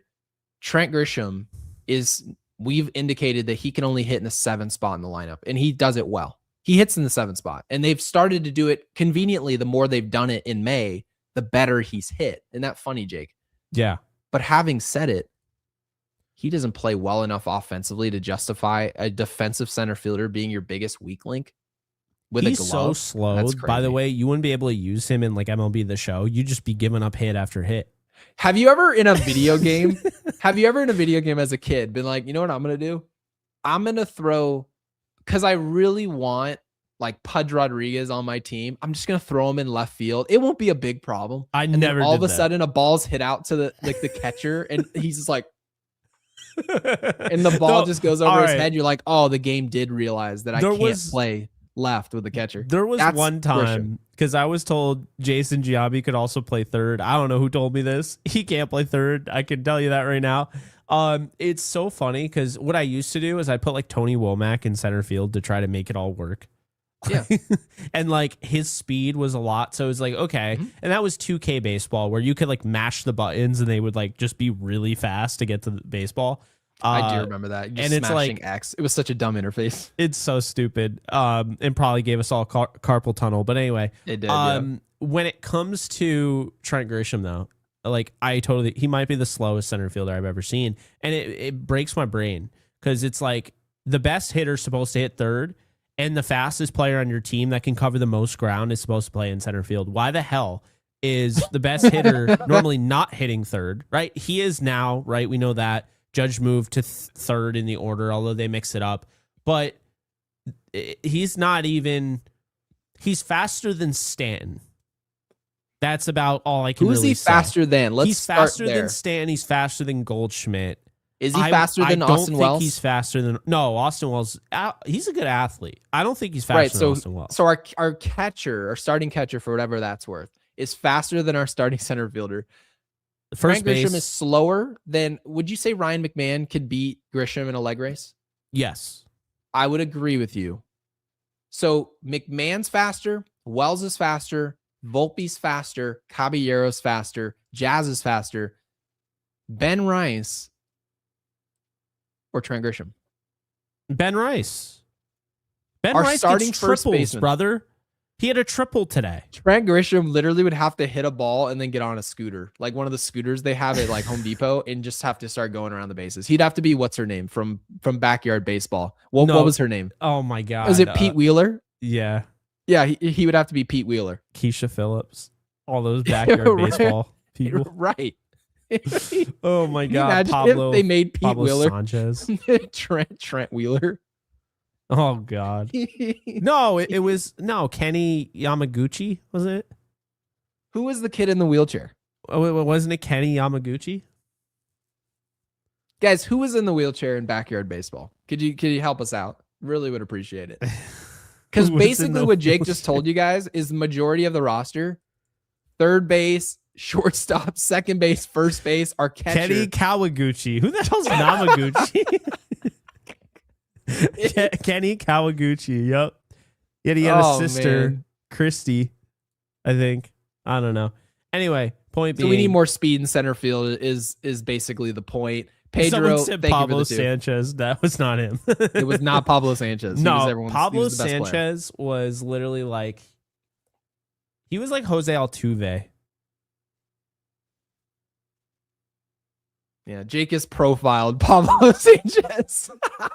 No, he was, because like he was super small, right? Yeah. And he would just hit everything. Yeah, that's true. Yeah, it's Jose Definitely Altuve. True. Pedro, thank you for the 2. Says Bird needs to fly away. Haven't heard that yet. Says top exile amazing. Candidate. That is actually hilarious. Yes, absolutely. Yeah, we need to send him to the Guantanamo Bay. Trapdoor. Brian, thank you for the 5. Says Dominguez and Grisham had a race in spring training for fun. Grish gave up about 10 seconds because JD was 100 yards away before Grish got going. Trent Grisham couldn't beat anyone in a foot race. We have pitchers, like relievers, that are faster than him. So it's unfortunate. And Brian, again, thank you for the 5. Jackson with the 5er says, how much will the Yankees' refusal to get a traditional leadoff hitter bite them later? I don't really think it's too much of a problem. My thing is that as long as the Yankees are making a sound decision of who the player is as far as talent goes, then I can live with it. Do I want Steven Kwan at leadoff? Maybe not him. He's having a rough year, but more of a traditional leadoff guy where you like the speed, you like the contact, more of that style. Yeah, I love that. But as long as we're happy with the at-bats, we watch Paul Goldschmidt. Anytime we face a lefty, Goldie's your leadoff guy. That's the right decision. We don't complain. And we don't complain, Jake, on this podcast that he can't steal bases and score. That doesn't bother us. Just hit. Just hit. The Yankees have to find who's leading off for this team against right-handed pitching. So Jackson, I don't think it'll bite them. I think what will bite them is if they get to October and a lot of the players that they have playing right now struggle the way they did in October of last year. Cody Bellinger, Trent Grisham, Jazz Chisholm. Those guys were zeros last year. As well as Aaron Judge played, we're not winning anything if those guys give us nothing. So I think that would be our undoing. This offense being unable to adjust to good pitching. I think that's fair. I mean, I do want to bring up in 2024, they did have Glaber kind of catch on, and I think that was a big deal. His on base, you said it was over 400 in the second half of the year. He was insane. The only one that had a higher on base as a leadoff hitter was Ohtani. That's actually an interesting point to make. So the last time we were in love with the production at leadoff, in love with what we were getting, was second half Gleyber Torres. That happened to be the year we win the pennant. It's funny, though, because anybody with a brain could have told you that's worth $15 million, and Brian Cashman tried to play hardball on that. That was stupid. I see Ed's just in the comment section spiraling right now about Trent Grisham. He will not let this go, and I don't blame him. $135,000 a game for Trent Grisham. Isn't that crazy? The average American makes like $40K. Not to obviously compare the two, but can you believe the type of money we're paying these guys? And they can't beat a catcher in a foot race? It's honestly like, I think I remember telling you this when I went to see the Rams and Eagles game. But before that, Alex and I went to the Lakers game, and the Lakers were up by 20 at the half on the Nuggets. I can't stand the Nuggets. So I was like, let's go. Didn't they blow that game? Great. They did. They lost by I remember 20. that. So I watched the second half and I was so turned off. I mean, ask Alex. I literally over and over again was just like so pissed because I kept saying it over. I'm like, these guys get paid so much money. People spend so much money to watch these guys and they're jogging. Like Anthony Davis isn't even like getting back on defense. Like they're just jogging. They're like he's walking. A defensive power forward and you can't even ask him to work hard. It's like insane. Unreal. And by the way, that was when they were up by 20. So they were like, you could see it slowly but surely like falling off a cliff and they're coming back. And the Lakers just didn't care because it's a regular season game. They pay the regular season prices, so we're not gonna. It's like it doesn't matter that one kid paid $800. I'm not saying I was that guy, but it's insane. It I literally was like, whoa, this is hitting too close to home. Guy says, yeah, I make $40K every time I listen to your podcast. That's why I'm here. LOL. Well, shoot us a $40,000 super chat. I don't believe you. Yeah, I don't believe you. Yeah, 40K or it didn't happen. We move on to the last part of the show before we get We also into have voicemails. Oh yeah, we have prize picks and voicemails. Did I just remind you? Yeah. So a lot I of know stuff. it just made your day. Yep, absolutely made my day. All right, let's rip through this. So our player that we are highlighting tonight, and this is going to be a long show, so we'll keep this somewhat short. And we shot for an hour. Otto Lopez. Okay. Now, he's an interesting player. He's hitting 326, 356 on base, 457 slugging, so an 813 OPS. Really kind of came into his own this year. And of course, we haven't seen the second half of this, right? So it does kind of give you an idea of who he is in this snapshot. Again, we don't believe that, Savant is the end all be all, but it gives you kind of an idea of what he's good at, what he's not good at. Gary, I think this would be an interesting pickup here. I am a believer in competition is going to essentially find you the right results unless you don't follow, who's winning in that competition. I think if you put Otto Lopez in a room with Volpe and Cabby and, whether it's McMahon or Chisholm, whatever. McManny, Chisholmy. Oh, God. I think you would have been able, from those guys, to be able to find your starting second baseman, shortstop, and third baseman. And so Lopez obviously is superior stats-wise, but it is kind of a different scenario here because he's hitting and being relied on for a team that's just not that good. Like the Marlins are going to be sellers. They're once again falling off a cliff. They have fallen off a cliff. Now they're really kind of settling in as likely sellers. What I would say about Otto Lopez is this. The defense is not amazing. He doesn't have great range, doesn't have great arm strength, can play second base, can play shortstop, has some outfield and third base experience. Right. He's not a switch hitter, but he's basically like and I said this to you off air, but it fits. He's basically if Willie Castro was good. So, you have some like, you have some, Willie. versatility there. So I guess the way I see it is this. Ryan McMahon shouldn't be considered a guarantee to finish the season as the third baseman. He shouldn't. They shouldn't be given the keys to the castle, whatever. Then you have Rosario and you have Cabby and you have Volpe and you have Jazz, right? I already know you're trying to do that thing again. But anyway, I don't think McMahon should just automatically get third. And then shortstop, I don't think it should automatically go to Volpe, right?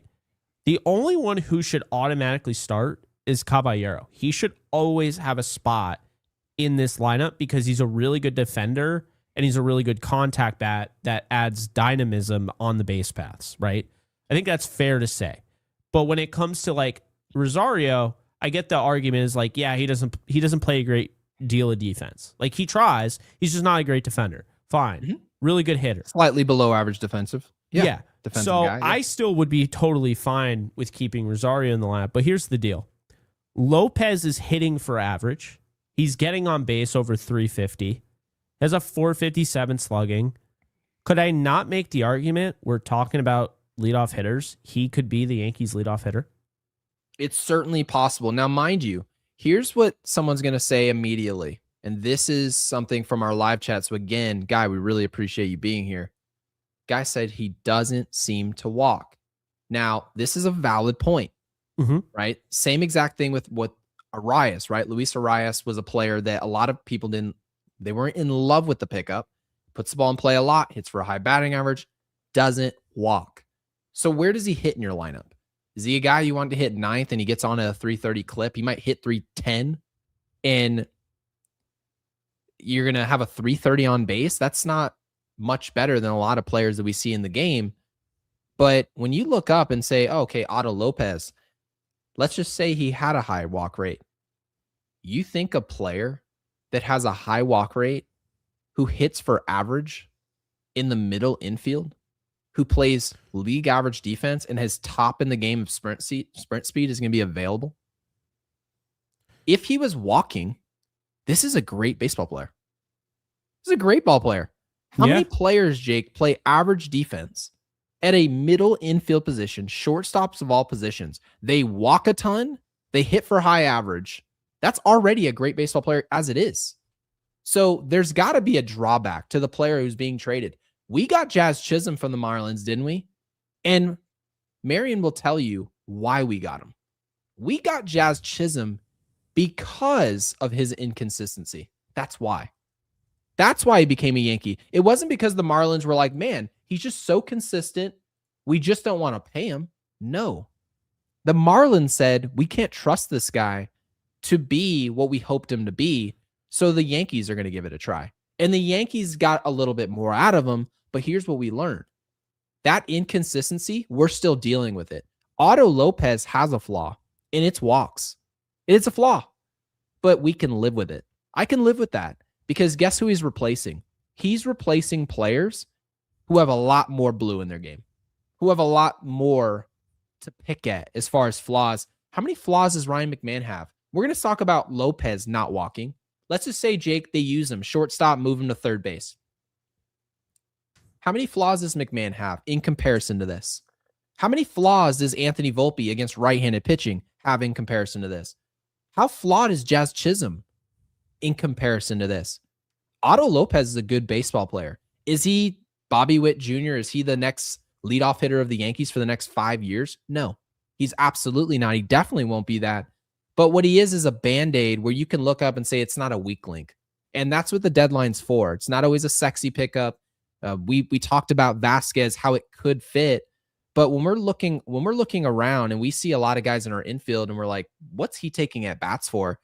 You don't say that if Otto Lopez is on your roster. You're not looking at the infield and saying that. Jake, in a way, it puts enough players like Rosario, Caballero, Volpe, where eventually we're going to be happy about the decision that's made every day. But it feels like every 2 days or 3 days, we see a name in the lineup. We're like, why is he in there? And this guy, in a way, jumbles up the room enough where I think we're happy of who's leading off regardless. Yeah. No, I think that makes sense. I did some research on Otto Lopez about how he was tinkering with his stance mechanics and using, like, changing his lower half, the load step and everything. Rousman can get him straightened away. Oh yeah, he'll ruin everything. He will. He'll be Curtis Granderson. Jenga, where like someone doesn't know how to play and they just knock it all. They're a bull in a china shop. Yep, that would be him messing with his mechanics. Of course, it would be. But yeah, he has this. The thing is, like the walk rate and the strikeout rate, like he's still disciplined. He's still seeing a lot of pitches. He might not walk, but like when you're having, and I looked through all of his splits, Gary, and like he has a lot of like 350 on base, like all across his splits. So I'm not really too worried about the lack of walking. And honestly, walking is not everything. Trent Grisham walks a lot, and I can't stand him anyway. So it's like, yeah, you know people what I mean? Make it seem like walking is the same as a hit. They're like, oh, well, you got to first base. I'm like, no. If you get a hit, it's an indication that it runners in scoring position. You're the type of baseball player who has the skill set to get a hit. It's not the same thing as a walk. I mean, what he's doing against left-hand pitching is just diabolical. What's he doing against lefties? This is 57 at-bats. He's hitting 491, 500 on base, 667 slugging. Yeah. He's got a batting average with balls in play at 519. And against right-handed pitching, he's hitting 276, a 311 on base, 394 slugging, a 706 OPS with a batting average of balls in play at 324. Our Yankees podcast geeks would tell you he's lucky. Yeah, I mean, like, look, this is a player who is just really, it seems like he's really consistent all the way through for his splits this year. This is definitely a player, and I think people are going to, and obviously the expected stat nerds are going to really hit him hard. But I think this is a player who worked on his mechanics and is seeing the fruits of his labor, kind of come to life. And You look at the home and away splits, you look at the lefty righty splits. The home and away, I mean, 333, 327, 864 on OPS, 767. Like, it's not terrible, right? 368 batting average, balls in play to 390. And then, like, you look at, what he's doing, say, okay, when he leads off, and he doesn't do it very often, he has a 500 batting average. When he bats second, he has a 524. When he bats 30, it's 290. When he bats fourth, he hits 370. When he bats fifth, he hits 289. This isn't somebody that I think is just kind of like about to fall off a cliff after, the trade deadline. A lot of stuff here. Gary, here's an interesting one. Number of outs in an inning. So when there's 0 outs, he hits 346, 832 OPS, okay? When there's 1 out, 303, 858. And when there's 2 outs, 338, 779. Runners in scoring position, he's hitting 326, right? You look at, high leverage, he's hitting 319, medium leverage, 400, low leverage, 286. I mean, he's a really good player. And I think it took him a little bit to get going, of course. And we talk about this, kind of development curve here. But Otto Lopez, I got really excited when I read that he worked on a lot of stuff this offseason and really which is good changed. That he's working on that before he gets in the room. Yes. We don't want to hear that the Yankees in the middle of the year, in a year we really feel like we have to win the World Series. I mean, that's the goal, certainly. That we like the tools and we want to see if we can put it together. We don't have time for that. We need a player who's actively delivering on what it is we're bringing in.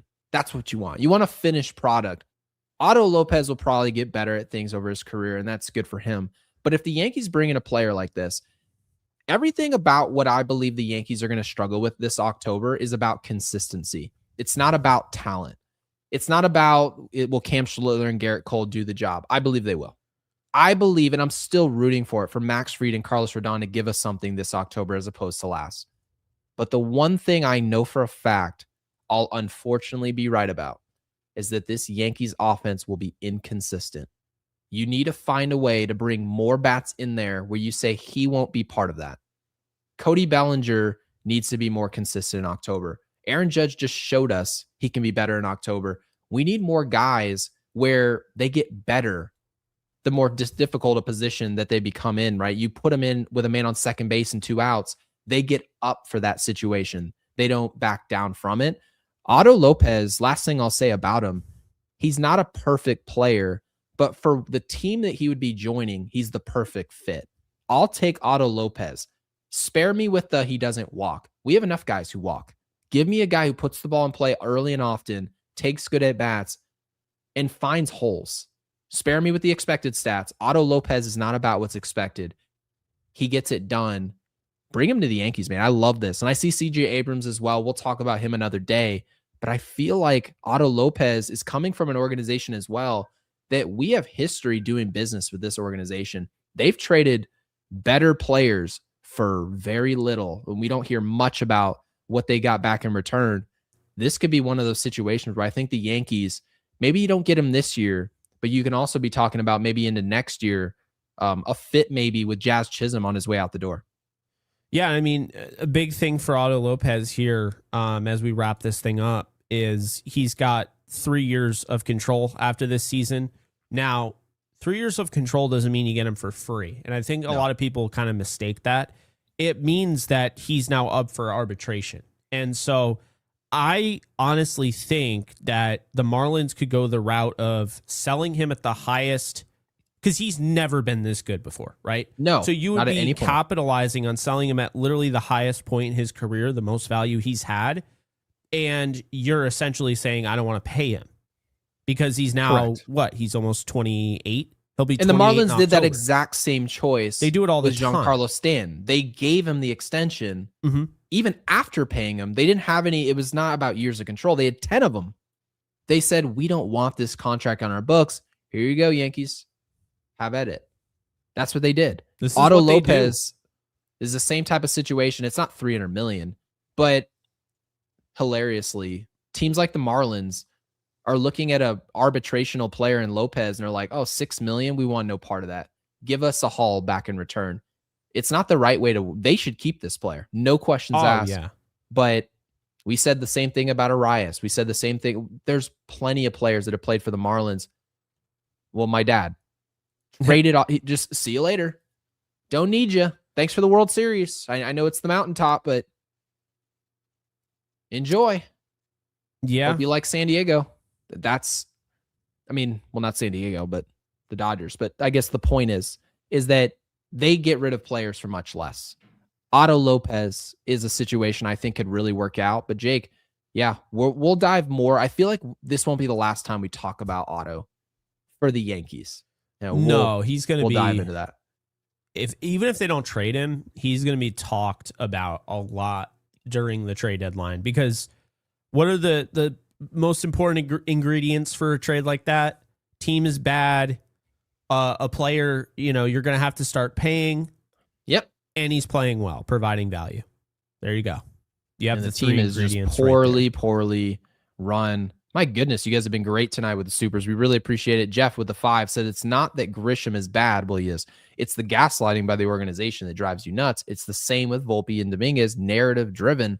Yeah, well, but those actually, are homegrown. So, I want Volpe to work out and Dominguez to work out. I'm sick of Grisham at this point. I want him to be gone. Well, I feel like we've actually found out what Anthony Volpe is good at, and he's actually good at something. Hitting left-handed pitching. Good. He's very good against left-hand pitching. And his gloves better when he's hitting. We've sort of noticed the correlation. And there. he doesn't Anthony have Volpe's good at something. Shoulder injury that he's playing with. Correct. It's funny Jason how that Dominguez works. has a problem with his game, and it's health.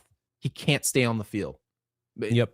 No matter what's happening, he's not available. It's really Ronald Acuna Jr.-esque. What is happening with him? We have no update on him.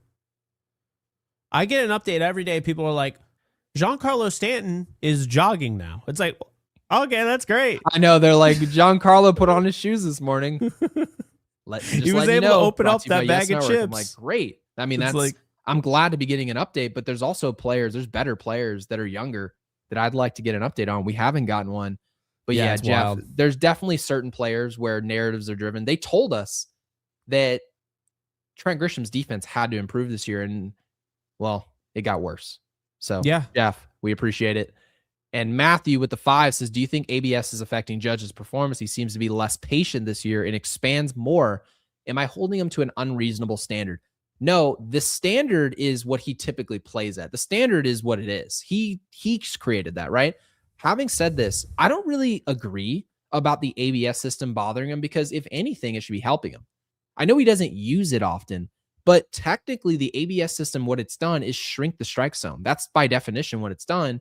And if any player, I mean, Jake, I don't know about you, but if you're a hitter, you want the zone to be small as humanly possible and as accountable as humanly possible. I see Jake's about to laugh. Did you see something ridiculous? I just sent it to you. Alex sent me monkey style unloaded. Can you believe I could just look at you and tell that something's wrong? Yeah, it never showed. But anywho, it just sent. Yeah. Oh my God. Oh man. Monkey style. I appreciate it, Alex. That reminds me. Animal but no, style. I don't think the ABS system negatively impacted Aaron Judge. Jake, holy crap. We said this show was going to be an hour. We are just way, way off. Again, our audience has been great today. When we first walked in here, I was like, oh, it's going to be a graveyard. Right. But no, Matthew, I don't think it's ABS related. And Two Gun Rock, our final super chat with the 10, says, I came in late. Welcome in anyway. Says, do you guys worry that Judge's problem might be father time? No, we don't. That happened to Pujols and Trout at about the same age. And just as suddenly, the scary part is this can't be fixed. So Albert Pujols also, he didn't just fall off a cliff. He also was dealing with the plantar fasciitis. There was a physical nature to why he was falling off. He was dealing with the shoulder as well. Whereas Aaron Judge, we're not hearing anything physical that there's an issue. All the swing speeds, we have a lot of analytics to sort of, and this is the good part about analytics. You can say, is this player falling off? Well, let me look at the swing speeds, right? Let me look at the decision making as far as in the zone, out the zone. All the analytics point to we're looking at the same player. He's just a tick off. He's off. And I just have to imagine that because of all those things being the same or similar, we're going to get Aaron Judge back. And Two Gun Rock, I have a feeling about 6-7 weeks from now, we're going to be back in here talking about MVP Aaron Judge is back in business, and does he have a chance to go steal the MVP from a league that frankly is not very good? Yeah. No, it's interesting. Two Gun Rock definitely brings up a fair point. I don't think it's father time. I know somebody in the comment section earlier was saying how I said that I was out on him and he was over, and I never said that. I just pointed out, like, maybe it's possible that, you know, the age could start to affect him if it's not already, even just a little bit. But I tend to believe that it's a combination. I think ABS could be part of it. I do. Because it is an adjustment around the league. And there are more factors than one as to why this is the lowest league batting average since 1968. It is interesting. So WBC. Yep. But you also have the ABS edition. And you have analytics. And it's like this perfect storm of, the scales have completely tipped in the favor of pitching. But anyway, we really do appreciate you with the lemon there. And I said lemon. No, Holy by the way, crap, Jake. I just realized we have voicemails. We've got prize picks. And this is going to be Lincoln. Oh, and real quick, thank you for the broccoli. Thank you for the broccoli. Thank you for the broccoli. Thank you for the broccoli. And thank you for the Baja Blast. Oh, so I take it you didn't like that comment. I saw the comment. I don't give a rippity doo-dah. I will say whatever I want when I want. All right. I'm actually surprised it took you almost 2 hours to address it. Yeah. Well, anyway, I didn't even address it the last episode, but I felt like doing it anyway. I did see that comment. Someone's like, I love everything about the show. Can't deal with the Baja Blast and the broccoli reference. I'm like, of all things to dislike, it just goes some to show arbitrary nonsense like that. People will have a fit or a tizzy over anything. Over anything. Like that one dude that was like, or I don't know if it was a dude, that thing over the other day who was saying that, like, remember they were like, Gary, you make a fortune and you couldn't put that jersey in a case. And the person that thought that I had a trust fund. Remember? Oh yeah. We kicked him right out of there. Yeah.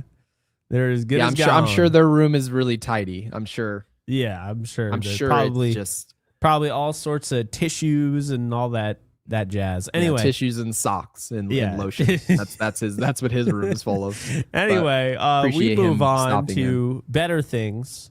So shout out to Prize Picks. We don't have a Yankees game to talk about. So it's kind of slim pickings here. Do you want to just do like NBA here? I mean, with the Knicks and all that. It's an off day for the Yankees. Let's go. Let's do the Knicks because we've got a lot of Knicks fans in here.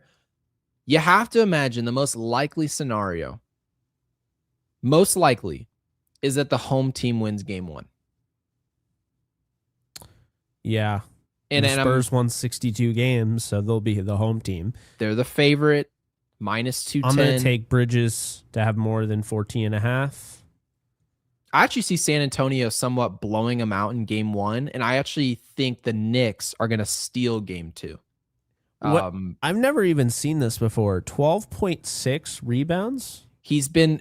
so the reason this is the for that, series. This is for the full series. Let's do the game. Yeah, we want to do game by game. And the reason for the lower rebounds per game for Wemby is he didn't really rebound at a torrid pace the way he typically does in the Western Conference Finals. So here's why. Right? SGA is going to generate a lot of points through the charity stripe.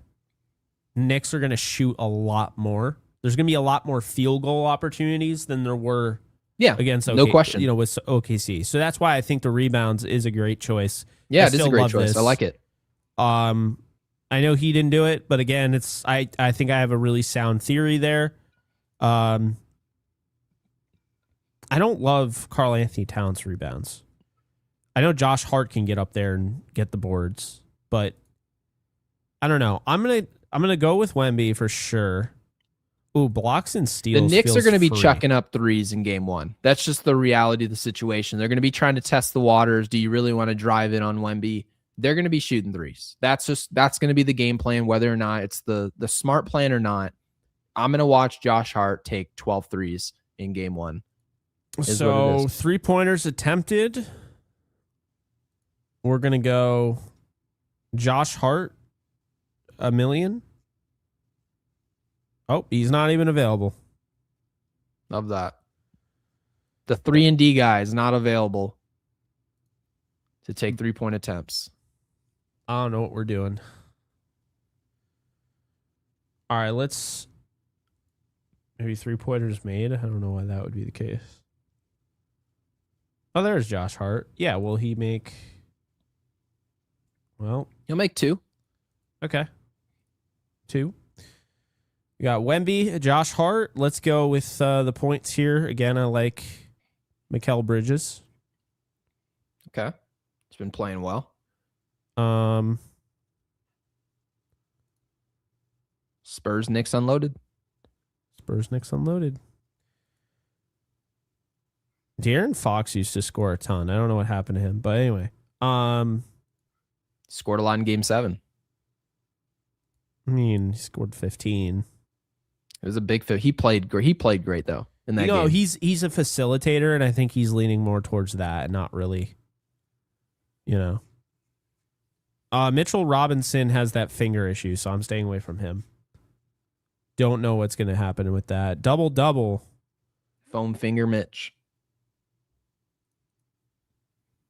Who's a good double-double candidate? Oh, Cat. That's something I feel good about. I can't wait to see Cat try to get a rebound with an alien standing over the top of him. I mean, they've played before. They have played before. Rebounds Wemby, first 3 minutes. What are we doing? It says rebounds first 3 minutes. That's insane. I'm not making... Are you kidding me? That's so insane. I don't like most of these. I'm going to be totally honest with you. Let's just go with what we've got here. I like already this one. in place. I like this one. Okay. Yeah. Cool. All right, like let's pick it then. And can we go power play? I think I like this more than just the points. Sure. So let's put this take points off. Because we still got to get to voicemails, and we're at 1 hour and 56. So yep, we're gonna get. What's another movie? Because we keep saying Lincoln. What's another 10 long for movie? 100, by the way. So that's a banger. Wemby, Hart, Towns, Vassell, and Bridges. You do a power play. It's 190. We're just gonna stick with the. We're gonna do 5 power play. This is not Knicks Unloaded. We appreciate y'all, but this is not Knicks Unloaded. So we'll do 5. But there you go. That is Prize Picks. Be sure to play $5. Get $50 instantly in lineups using the code HMA. The link's in the description below. It's available in 40 states. And now we got voicemails to do.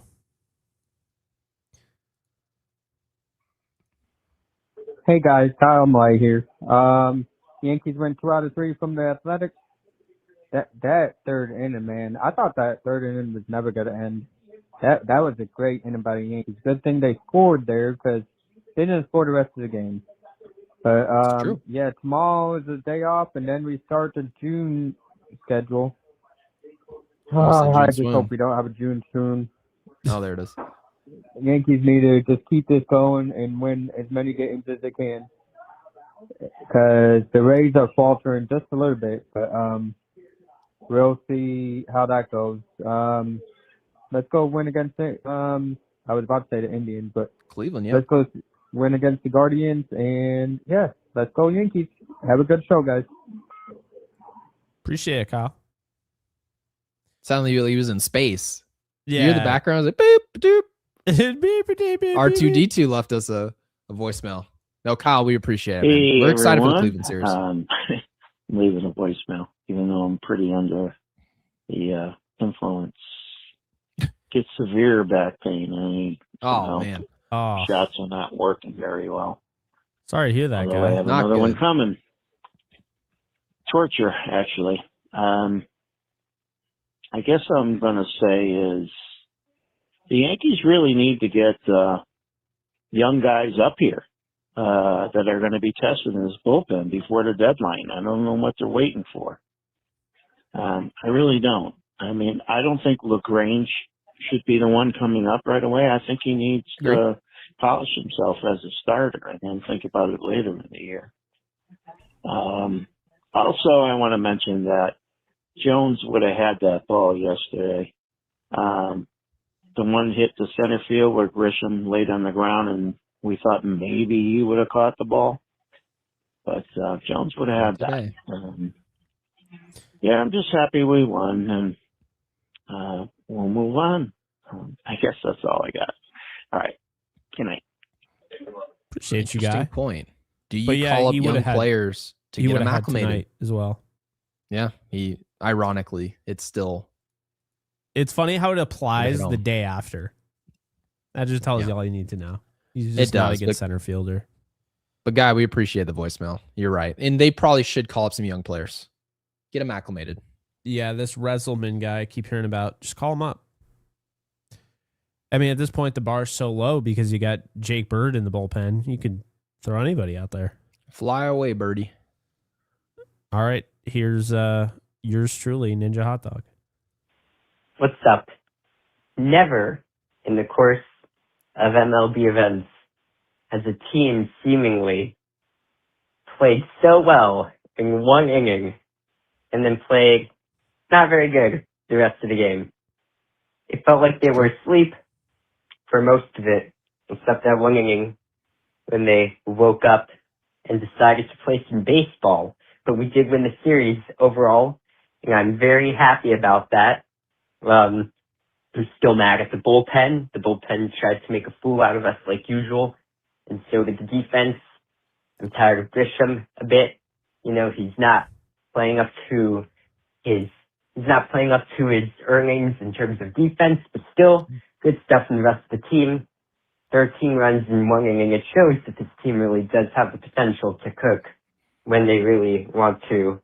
I think they just need to do it more often, but still, 13 runs, very, very good. Fire Baboon, fire Cashman, how sell the team. We appreciate you, Ninja. Yeah. We got some Gen Z lingo there. Let them cook. Yeah, well, I mean, we say it too. But I will... Sadly. We do. I'll say, if you were going to have a 2-hour, episode for people to watch after the fact, it makes sense to have it now. Because we're going to have an off day tomorrow. So you got plenty of time to watch this. What are we going to drop in the comment section? Is it Monkey Style Unloaded? Yeah. Drop Monkey Style Unloaded because Jake's been to In-N-Out Burger and he still has no idea what's on their menu. I barely even remembered. I was like, oh yeah, that. I don't know. Drop Monkey Style Unloaded in the comment section, not in the live, in the comments after we're gone. Be sure to subscribe if you haven't already. Be part of the live chat. We're really appreciative of everyone. Obviously, all the super chats, you guys were much better than we even ever anticipated. When we first started this show, I was like, oh, where the hell is everybody? I mean, Jake, we were here for like 40 people at the beginning. Crazy. I was like, oh boy. Yeah, we're doing this live from a graveyard. But we were doing it at the same time everyone else was doing their show. That's why. We never are live at the same time as every other Yankee show. Yeah, which I'm perfectly fine doing. Yeah, I don't care. Really couldn't care less when anyone else is running their show. I mean, hell, we even went live during a Knicks game on accident. So to go to the show, we don't consider that. So really appreciate everybody, all the super chats in helping support the channel. If you're interested in bonus content and more in-depth coverage, head over to our Patreon down below, linked in the comment section. And before you guys go, oh my God, that would be a good one as well. That's probably what we should have done. Be sure to like the video and help support the channel. And drop Monkey Style, right? Nah, I like the name. Kenny Kawaguchi. Yeah, I like to watch people try to spell that. I want to see everybody trying to spell it. So yeah, everyone gets mad at us for Lagrange. Spell that. Like the video.